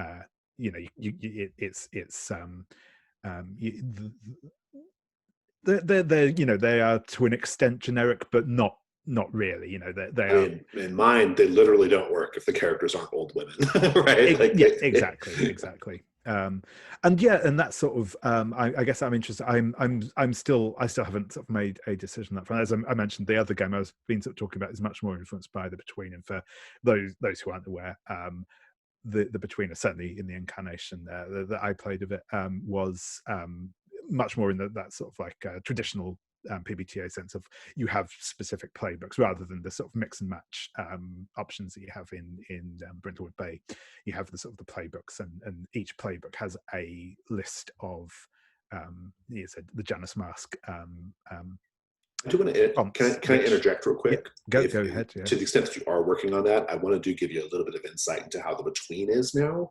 The Between now, all the playbooks, they still have the two halves of the Janus Mask, the Mask of the Past, the Mask of the Future. The Mask of the Past is individual to the playbook. The Mask of the Future is now the same for all of them. Cool. And the reason why, it used to be they were individual for all of them, but yeah. I've made the Mask of the Future the same for every character, because that can be a campaign marker. So like in some of the mysteries that are coming out, the newer ones, especially like the ones that came out in Nephews in Peril a couple weeks ago, those have like specific markers that say, if your Maven has a Shadow in the Garden or the Pomegranate Kernel marked, then you can do this thing. And so those have to be that depends on them all being the same between all the characters. And so the way the Between goes now is the Mask of the Past is individual to the character. The Mask of the Future is the same for everyone, so that because it's more of a campaign touchstone, right? So just a little thing to throw in there for you. No, that's cool. And that's also, I mean, just from a personal view, I always found the past ones a little more interesting. So I think that's I think there was some cool stuff with the old ones where the future stuff obviously implied very strongly what that character was up to. But yeah, no, that sounds like a cool change to me. But no, I think that was it basically. It's that like I really like the idea of having those very, very specific touchstones for the characters. But I guess how do you implement that if you don't have as strong a grasp on who you want the characters to be? I don't want to just keep talking, so if somebody has a thought, please jump in. I do have some thoughts though. So well, let me share my thoughts. I will tell you that you have intuited the correct answer, which is that to do it the way for your like duality mechanic, whatever it ends up being, for it to work with just a single playbook like Brindlewood Bay has, the single playbook, because there's one type of character, they're old women sleuths, right? In the Between, you've got lots of different character types, and so we have some variety there with each individual playbook. You just will have to either two things. There are two branches in the road here. You will either have to make a decision about what type of characters your characters are, and then structure them that way, or you will have to decide what sort of genre convention you are interested in exploring and then structure them that way. So in Singapore, we are more interested, the characters can be a variety of types of sailors on an old boat, and a variety of ages. The thing that we're tapping into for the game with Stars Above and Stars Below, Stars Above are things that they long for back home, things that are making them risk their lives, you know, in this very dangerous job, like the things they yearn for. That's a universal thing that applies to all the sailors, no matter their type of sailor. The Stars Below is, again, inserted a little bit more closely to the campaign and has more to do with, basically there's a Kraken following the ship, okay? And they have to deal with the Kraken at the very end of the campaign. Spoiler alert. That is you have to think about like, what about the genre or the story you want to accomplish, and then structure it that way. So there's like two ways, basically. Yeah, hope that helps. Yeah, no, that's cool. Like I said, it sort of solidifies what I think, which is like, yeah, that is like I said, it is I definitely see that as a hurdle for me personally on that project. I just also don't quite have the grasp on what I want to do. I know I've got kind of the aesthetic in mind, but I don't know quite what I want to do with that aesthetic yet. So well, I think it's important to understand. I think it's important to kind of something that's important to keep in mind is, so I had some real specific ideas about these old ladies that I wanted to explore, which is when I wrote them. But also, because like I'm working in genre A and genre B and putting them together, right? And because I'm putting genre A, mystery games, and genre B, Lovecraftian horror, together, I have a lot of freedom to do whatever I want with some of those elements, right? There is no right or wrong way. Like, and you actually can take the Midsummer Murders formula and either add something to it to make it yours, or to create a different type of experience or satisfy a different design goal. And in that case, maybe the crowns, or whatever you end up calling it, is a way of showing how your take on the genre is different, right? That's another way of looking at it too. Like, maybe it's not hewing to a genre, it's more, this is the way we step outside the genre, right? And so I've got both, kind of, right? Because I've got Crown of the Void, which sort of like shows the, introduces the supernatural elements, and Crown of the Queen, which actually, it does go against genre, because Jessica Fletcher is about as like, there aren't too many dimensions there, okay, as far as characterization goes, right? So in some ways, the Crown of the Queen does butt up against the genre and push back against the genre, because it's like, we're taking these typically shallower characters and we're making them more interesting, we're making them more real, right? So, and I think it's also interesting that duality mechanic, the crowns mechanic, actually exists outside of character, right? Like, that is a meta mechanic, right? It's a player-owned, table-owned part of the game, and there is no literal crown the ladies put on, right? Like, it's purely metaphor. And so, again, I think that's just more invitation to sort of maybe break free from the genre conventions and to show what your game is about. So, permission to do it. So why don't we talk about mystery structure? We kind of talked about this a lot in the first workshop, but I think it might be helpful to consider mystery structure from, for your nascent games here, and kind of what it means. Joe's Suspicion Shores has mysteries in it that are already complete and done, and so we can talk about those things as well, Joe. But yeah, mystery questions, how to structure them, maybe what specific elements you should be looking for, what's worth doing, what's worth putting into your mystery, right? Questions? Yeah, fire off, Joe. So just some comments about the way I did them. I like the 3-column format. It just works for me. I don't know how others feel about it. The including in the kind of the front piece, a description of the victim has really helped folks kind of engage. And then I have done some tweaking to the clues, less so to the void clues, but to the clues, to make them tie to the victim. So some of the clues were just they didn't make sense, and so I would be sitting there as a keeper trying to figure out, okay, what does a chicken foot got to do with anything? And so anyway, so those were really the only tweaks I made to what came out in the original. Yeah, and we should mention for anybody watching the call that your game is literally Brindlewood Bay, but just like with a different, it's Murder Mavens, but a different time period, different town, basically, right? Different mystery, right. Different experience. I've watched way too much Murder, She Wrote and Midsummer Murders, and so that was very much part of it. In fact, my players, like, Christ, who lives here? Why would you live here? You're going to die sooner or later. Somebody's going to try to murder you.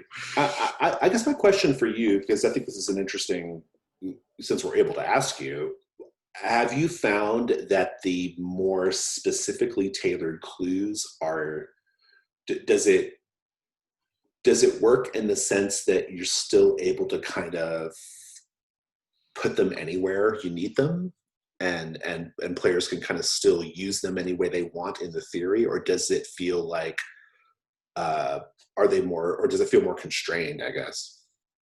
I mean, they're able to interpret them or insert them in their solutions and in the mysteries in ways that I had never conceived of to begin with. Yeah. One of my players really, you know, I won't say how old I am, but I'm old. And I was alive in 1985. In fact, I was in my senior year of college. So one of the players who's not too much younger than I am picked up on the prevalence of drug use in the 1980s. And so, you know, you throw a spoon, just a spoon, and all of a sudden it became so-and-so's got a coke habit. So-and-so's, you know, and so that kind of helped build Suspicion Shores now has, you know, an underworld. And in fact, one of the group's contacts is one of the Maven's weed distributor, because she likes to make hash brownies.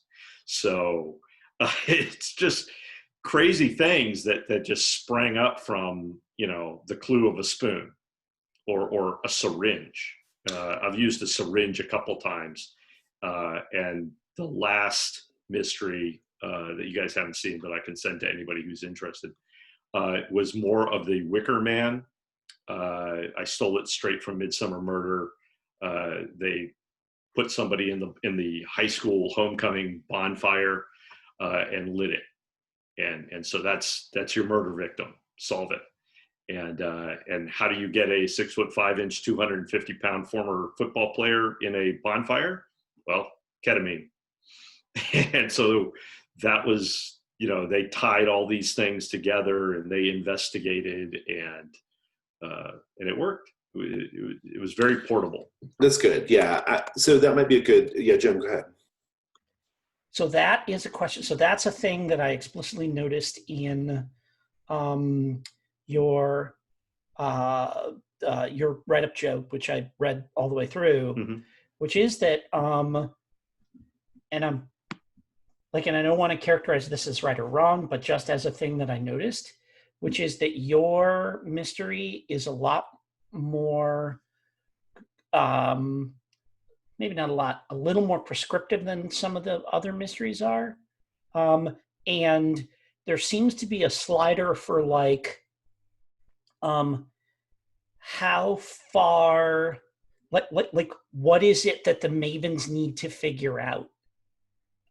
So like, you could have it, so like that mystery could be, you know, this, you know, whatever, former high school football player ends up inside the Wicker Man and gets burned to death. And so you could, you know, like that could be all the information they have. They may not know whether he was awake, whether he was tied up, whether he was, you know, all that kind of stuff. But you can also go into it and say somebody hit him with a tranquilizer and put him in the, you know, like start at that point. And I don't even know if this, I guess the question there is there an ideal like place to set that slider, or is it okay that it varies from mystery to mystery? It seems to me that like, this is also a thing where like somebody coming into this from like a lot of like F20 or trad stuff is going to want there to be, I think, you know, more laid out for them, and then they got to kind of figure out around the edges of it. Whereas people coming into it from story games are gonna want, you know, more freedom to construct the entire narrative around it and stuff like that. And where do you put that? And is it possible to write an adventure where you have that be variable depending on? I think they're variable because I just leave it up to the guys to figure out. I mean, like I said, the Wicker Man, All they know is this guy was, he was in the bonfire. He is now a cryptid critter. Oh, so I may have misunderstood then when you said, how do you get him in there? Ketamine. And well, no, so, they had to figure that out. That was different clues put together, and it's like, oh, I have a syringe and I have a vial. Look, it was ketamine. And it was like, oh, okay. I think there's an underlying, your underlying question, Jim, to me sounds like what you're asking is, how much information do we give the players up front about the mystery, whether it's a murder mystery or something else, whatever your game is about? I will tell you that the way I look at it is, to me, I view the game, there's a difference between lowercase c clues and uppercase C clues. In fact, I put that term in uppercase in text for a reason, because uppercase C clues are the only clues that have any mechanical weight, meaning they are the only clues that have any weight toward the final theorized roll. The lowercase c clues, there can be as many of those as you want. That can be context, that happens in conversations. It could be when you're presenting the mystery, you tell the players all this information. They were poisoned, we found this, we found that, all this stuff. And that's okay, because to get their mechanical bonus on the roll, they have to find uppercase C clues, right? That's important. Okay. It seems like part of the question is like, what are we actually trying to figure out? So like, if you have a murder mystery where like the key for finding the dead body, right, is like, you've heard a gunshot, you see the body, there's a gunshot wound. We're looking for a gun, right? And Mavens may not know what type of gun, like that's the thing to figure out, like, and who would have this gun and who's likely to, versus someone's dead and we can't tell, like, did they choke, were they poisoned, right? So now we're trying to figure out how they died. And they're just different kinds of mysteries. Like, I think at a certain level, like, they're just different parts. And I think you could look in the genre and you find all those versions. Yeah. One thing that I'm dying to write is the one where they know who did it right from the beginning, but you can't do a theorized roll until you can prove it. Yeah, that's an interesting take. But I haven't gotten there yet. Yeah, David. But yeah, no, I was going to say, and that's something I think. And if actually, literally just before this call, I had a quick chat with Mike in Discord on a slightly different thing on the one, but again, with the mystery that I wrote, and I think again, this is possibly somewhere when knowing now, I know probably like the distinction between capital and lowercase c clues is sort of could have been played up more in that the setup for that there is when the murder takes place. It's like, that I do not specify the cause of death, but from how it happens, it's fairly obvious it's a poison. It's poison, yeah. Exactly. It's like there could be some convoluted thing, but basically it's a poisoning. And I also present one of the clues as being a couple of the clues all point towards poisoning as the thing, but I don't actually, again, explicitly state that in the text, to the GM saying this is to the keeper saying this is what happens. Again, if I were to revisit that now, having a bit more experience with the thing, I would possibly do that and just say, and I think how it happens. And you could. Yeah, to get back to Jim's kind of question, that slider, I'm not sure it matters. I'm just not sure it matters at all. You give the players as much as you think they need to get going, and that's that. And because, and Jim, you've played with me a bunch now, and all the information the Mavens get, like the uppercase C clues, are probably not even 10% of it, right? Like there's tons of like context, tons of like conversations and stuff surrounding those clues. But the gameplay part is the uppercase C clue, right? That's the gameplay part that you have to account for. And so I think as long as it truly doesn't really matter how much information you give, as long as the goal is pointing them in a direction, right? Like just getting them going. is the idea there. Yeah, and I guess the other thing is that they're going to tell you what they find interesting. If you got a group of players that's super into like, we want to know exactly what kind of poison this is and where they found it out and what lab it was produced in and stuff like that, you can, they can go down that track and have fun with that. But like, if they don't give a shit what kind of poison it was, all they know was that someone fed it to him. And the really interesting thing is that he's got 4 ex-wives, any one of whom could have been responsible for it. They'll, the players will go down that path, figure that out. So yeah, that makes a lot of sense. Thank you. That's the lowercase c, uppercase C clues thing. Super helpful for me. So thank you for that. Yeah. I think for me as a keeper, I've pulled in some of the stuff that I think, Jason, you've talked about with Trophy, of like, when am I directing a comment to the character and when am I directing a comment to the player? And just being really specific of, yeah, this is a clue. Check the box, count your clue, right? We check in, I'm like, yeah, I'm counting 6 clues. Do you guys all have 6 clues? That sort of, I expected that to get in the way of the game, and it's actually really necessary and really helpful. And I think that's then kind of linked to the clue writing, right? Of like, I'm going to give you a clue now.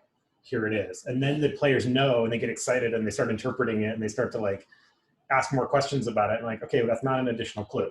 Right? And and when I've run it, that's how it goes. Like, I sometimes have to tell the players, Jim, you know this. I'll be like, that bit's not the clue. The clue is the will. That's the clue. The clue is not this thing, but it's all important information that feeds into your theory, right? So yeah, that's very much how I ran it as well. When I did it, I said, I would often, like, at the end of like the particular scene there, and I say, this is the bit that was a clue.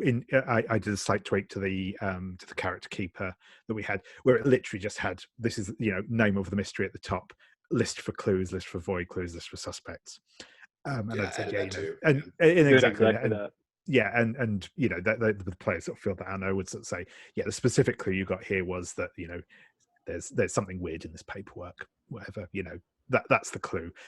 Everything all the context is still important, but that is the clue, is that there is something weird in the paperwork. And I think that's why like Joe's Mysteries, which I read a while ago, to be fair, but like Joe's Mysteries, they are probably a little bit more prescriptive than the standard BB Mysteries, and I think it's okay. I mean, clearly it works in play, but also it works precisely because there is that division between like just the story and the context and all the stuff we're doing, and that sort of narrower mechanical gameplay part we have to interact with in a certain way, right? So, to me, the key thing is, are we in the beginning, whether that's, I think adding the like information about the victim is really interesting approach. I probably would do something like that if I were writing another game with a similar thing. I kind of like that idea.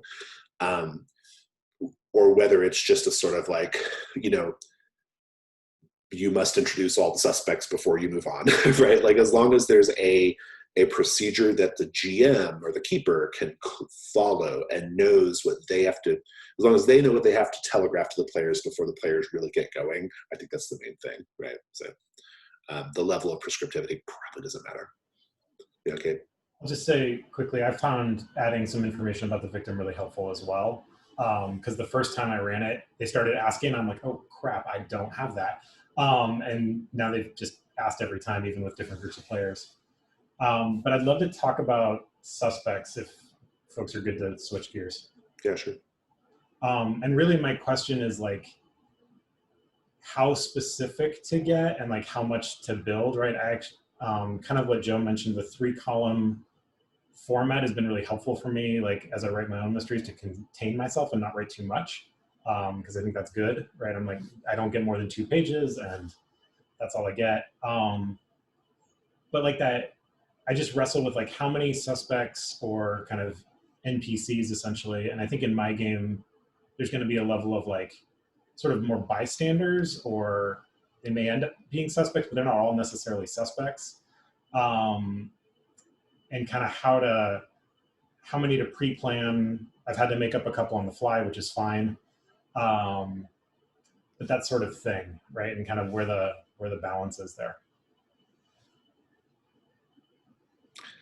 Am I going to break out 731 right now? I might. I don't know. It's been super helpful. That's correct. Joe, what were you going to say?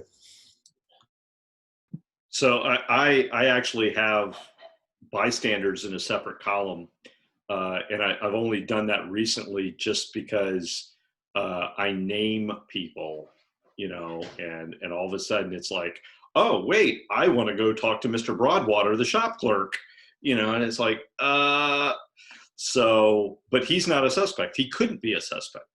But I like you, I like, you know, that the constraint, you know, okay, I got a paragraph and this is what this person is and how they contribute and why they're a suspect.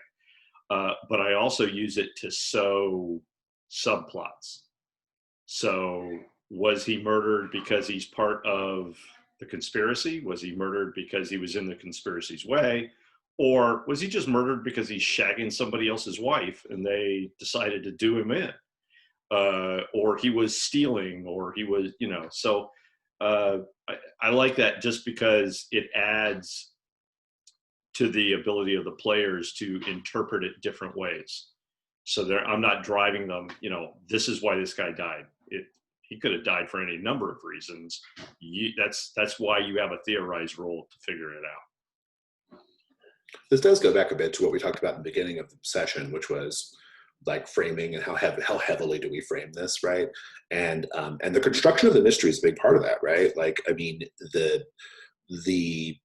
when you're writing your mystery, you're not just like writing a list of things like characters and things. You're telling the keeper something, right? You're telling the keeper, this is important. This is the important thing. This is the way this character talks. This is the important location. These are the ideas we're going to explore in this mystery. And you are framing their thinking about like how I'm going to run this, right? Like you are putting a frame around it. And I think that's important. I think that's the power of the mystery structure, which is it is flexible, but not, but it doesn't necessarily let you go run all around, right? Like you don't have to go look in all 5 boroughs to find Goat Boy or whatever, right? Like you've got some limitations. David? Yeah, no, I think that's very much the sort of the thing that I think there's like a difference in scope. So I mean, it's obviously certainly the couple of mysteries that I have written are fairly not locked room in the sense of locked room mystery, but they're fairly constrained in their scope, and I think that's a big thing, because it's if you're looking at something where, you know, the murder has taken place in this particular time space, this particular place, then your suspects are essentially the people who are there at the time. If you were doing a mystery where it's like, oh, this body has washed up on the beach, then you need those links between the suspect and the victim have to be explicit. You have to know what they are in advance. You have to know this was his business partner, this was his mistress, this was his whatever else. Those need to be laid out, because otherwise it doesn't matter if old man McGinty is a cultist. If this was a random person he picked off the street and murdered and threw into the bay, why would you ever investigate old man McGinty? But if you're, and obviously this is my personal preference speaking, and this again goes, I suppose, back to the sort of the country house murder style things, which is where you want to have a lot of compelling characters as suspects. And you know, I'm going to say, like, when I have the mysteries I've written, there are definitely some of those suspects that I have written going, this is obviously the murderer. That may be like 3 or 4 people who are obviously the murderer. And then there are those suspects who are like, these are in here to fulfill another role or to be fun. I mean, again, going back to the Long Dark Tea Time with Soulless, the Percy's the fun one. yeah, no, exactly. Percy and the deputy are in there to be a fun, you know, romantic side plot that the Mavens can get involved with if they want. And it might be that they decide that one of them actually is the murderer, and that's cool. That's what the game is. But that's their function, as I wrote it in there, isn't that. You know, there are some people whose you know, presumed motivations are a lot closer to actually doing the deed. and some of the characters are much more there as NPCs. And yeah, and because I've been following the thing, and even if I hadn't been, I don't want to split it out because I still want that emergent thing. And if they decide that, the clueless deputy is actually a cultist mastermind who's been, working this out, that's really cool, and that's a really nice thing. But that's not to say that is my approach when I write it. So I want to go back to what Gabe originally asked, which was like, and thank you, David. That was great insight. But what Gabe was asking was like the numbers, right? Like how many places, how many characters, and I have this theory of role-playing game playing that is not a theory. It's something I practice a lot. I think you can do in a session, a 3-hour session of a role-playing game, you can do about 7 things, whether that be 7 conversations with NPCs, searching a few locations, some combination, 4 cool dialogue scenes, and 3 searching around scenes. 7's about the number. And so if you anticipate a mystery being, 2 sessions maybe, that's about 14 or 15 things. and so that's about maybe 7 or 8 characters, 3 or 4 locations, the presenting the mystery is one of those things, right? Like it's a bit of a spitball, but I think if you think about like what you can realistically accomplish in a session, I think that's a great place to start, Jim. So if you take a look at Decorative Gore Season, you will find that there are 7 suspects, each of whom has 3 details about them and 1 quote for role-playing them. So this is a subtle reference to my quasi-famous theory called 731, which is like you should as a GM, this is more of a game prep thing, but it works for the writing the mysteries because that's essentially the same thing, right? Which is like you can have 7 things, 3 details for each of those 7 things, and if you look at my suspects, they all have 3 details, like little descriptive bits, and then 1 way to role play them. And in Brindlewood Bay, that's their quote, right? So that's 731. The other thing about 7 suspects is that is going to match up roughly with like the average complexity.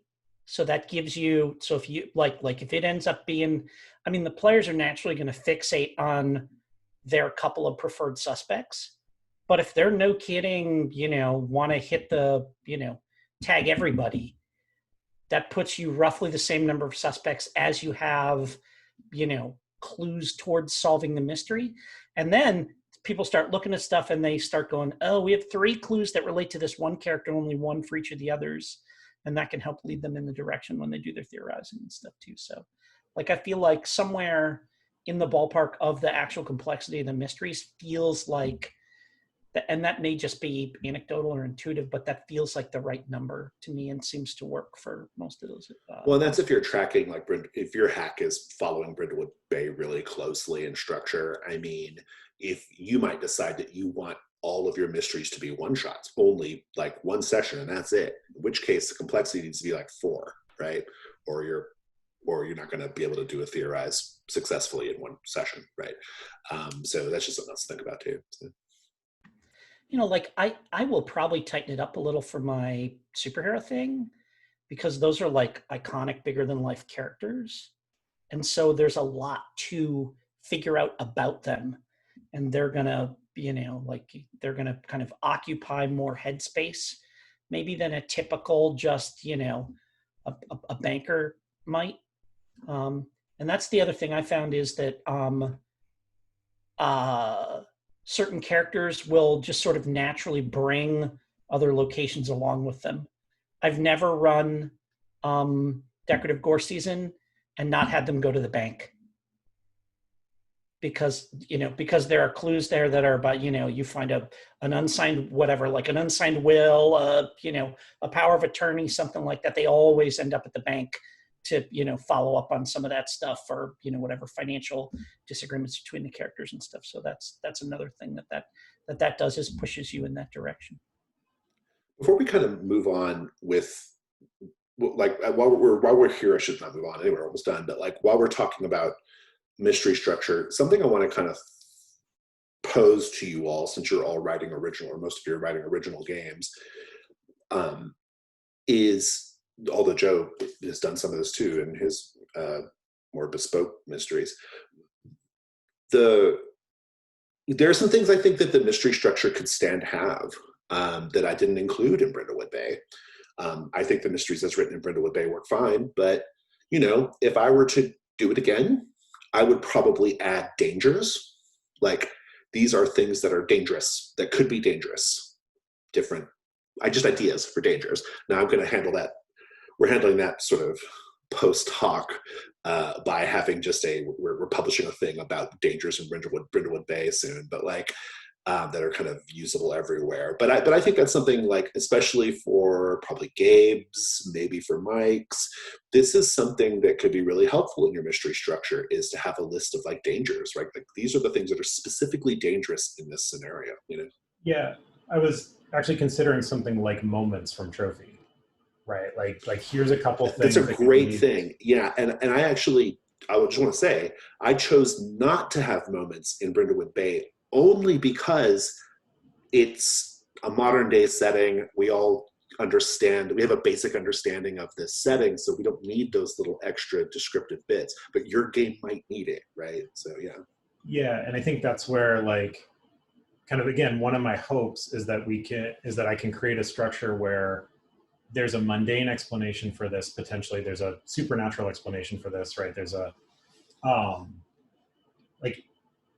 and writing the clues enough, and then maybe that's where, depending on what the playgroup wants, right, a mundane dangerous moment versus a more supernatural one, right? Like, I think it'll come through play a little bit, and of course I got to get it into a place where it can be play tested and actually played, but it seems like that might be good to, like, how spooky is this? Well, and I'll add another thing you can add to your mystery structure, which you all might find helpful. Possibly rewards. We're doing that in the new Sweeps Week mysteries, but there's no reason why you can't do it in your own new mysteries for your game. Like, if you complete this mystery, here's something you get. You get something for your locker or your agency or whatever, right? You get a thing. Another thing you might add is a scenario-specific crown, right? Or whatever you're calling your duality mechanic. Again, the new Sweeps Week mysteries have that. You might want to add like a special part of the personnel file related just to this particular scenario, a special part of what is it, heart of gold, heart of stone, heart of copium, adamantine, whatever you want, right? So you could do things like that as well. So we're getting close to time. Any other questions about anything related to your game? Just anything we can hit before we go. I got one. So one thing about the hard-boiled mysteries that I'm going after is usually in those movies or in those stories, they're like going around from place to place to place, and there's usually like one or two characters in each specific place that they go to, and I'm the Brindlewood Bay mysteries, at least the ones that I've played, have not exactly been bottle episodes, but they've been very much contained in space. And I'm still trying to figure out like how best to do this. I was thinking of basically pairing, and again, not everyone is necessarily going to be a suspect in these mysteries. They may be like other. There'll certainly be NPCs that are there to like give information or to add context to the story, but I was contemplating, rather than having like having lists of suspects, but having like lists of locations and the people that would be in each of those locations. Haven't quite figured out like how to structure that in for a Naked City Blues mystery, and I'm kind of open to suggestions on that. I mean, one thing you could do is rather than have a new list of suspects every mystery, you do a session 0 where you've got like the usual suspects, right? Where you've got a stable of 8 or 10 characters, and every time something goes wrong in town, you know it's one of these motherfuckers that did it. And so, and like that creates a thing where like, okay, you got off last time, but this time we've got the goods on you for sure. And then every session, you know, like somebody gets hauled off to the clink, you can introduce a new character or upgrade someone who was just a minor NPC into that stable. And rather than introduce 8 or 10 new characters every single mission, have it be, you know, like the general crew of reprobates and, you know, and you know, and the ancillary characters are there, hangers on or goons or, you know, whatever, like off, you know, whatever, like their secretaries and stuff like that. And have that be something have that be continuity instead of like the city. I mean, like the city is going to be a place, but instead of like I said, introducing a brand new character, a stable of characters that you then kind of jettison most of them every time and come in with new ones, you can have that continuity there. That's a thought. Joe? Yeah, I was just going to offer kind of a caution about having too many locations and then assigning NPCs to specific or suspects to specific ones, because then you get them running around, you know, kind of checking the box. Or what has happened to me, you don't go to, you know, the dime store, and you don't, you know, it kind of constrains your view of the mystery because you're never going to meet that suspect if you don't go to the dime store. I think that's right. I was going to say it feels a little, you're kind of slipping back into more like trad mystery game territory when you do that. And one of the beauties of this system is that it's so flexible, right? And you have so many options for like where you airdrop things, right? So just to kind of piggyback on your thought there, Joe. I'm thinking some of that might be like addressable. I think I guess I'm answering my own question in a way. But thinking about it flexibly, like, right, like Jimmy the Fence could of course show up at Jimmy's pawn shop, but he can also show up at the CD bar because he's going to the CD bar, right? He can also show up talking to the corrupt official because he's talking to the corrupt official at the official's home, right? Like, I think that's the flexibility that is so great about Brindlewood Bay. And if you tie it too tight, you lose the sense that we've solved a mystery together, like that nobody knew the answer to. Yeah, I agree. So we're down to 5 minutes. We didn't get a chance to talk about campaign structure much in your game. It feels like a higher order question anyway, so I think that's okay. But I will say this though, as a parting shot on structure of mystery and how it feeds into the campaign. My game, meaning Brindlewood Bay, has the void clues, which are a counter for the conspiracy, right? Like you get so many void clues, you open up the next layer of dark conspiracy. Great. My other game, The Between, does not have void clues because that's not a concept in the game, and it's like more overtly supernatural anyway. And so it just has regular clues. But what it does have on the 12 pluses that would give you a void clue, it instructs the keeper to mark it's called a mastermind sheet, to mark the mastermind sheet. And so it's the same idea. It's pushing the mastermind conspiracy along. There's just not an in-fiction clue, as it were, that's thing. But the key to the void clues, though, is that they're just a counter, and with a little bit of fun fiction layered on top of them, right? That is, when you're thinking about your campaign structure, just think about the triggers of like when the big parts of your thing are happening. And I think for a future workshop, talking about campaign structure is something we should definitely do, because I think it's super important to Brindlewood Bay, and there's a lot of thinking that went into it. And so I want to share some of that. But for now, we have had a good workshop. I'm super happy with how this went. I want to thank you all for joining me today, and If you're watching this video, please join us on the Gauntlet Publishing Discord. We'll have a link in the show notes if you want to chat with us about it. And I also encourage everybody on the call to continue chatting on Discord as well. I'm going to stop the recording now.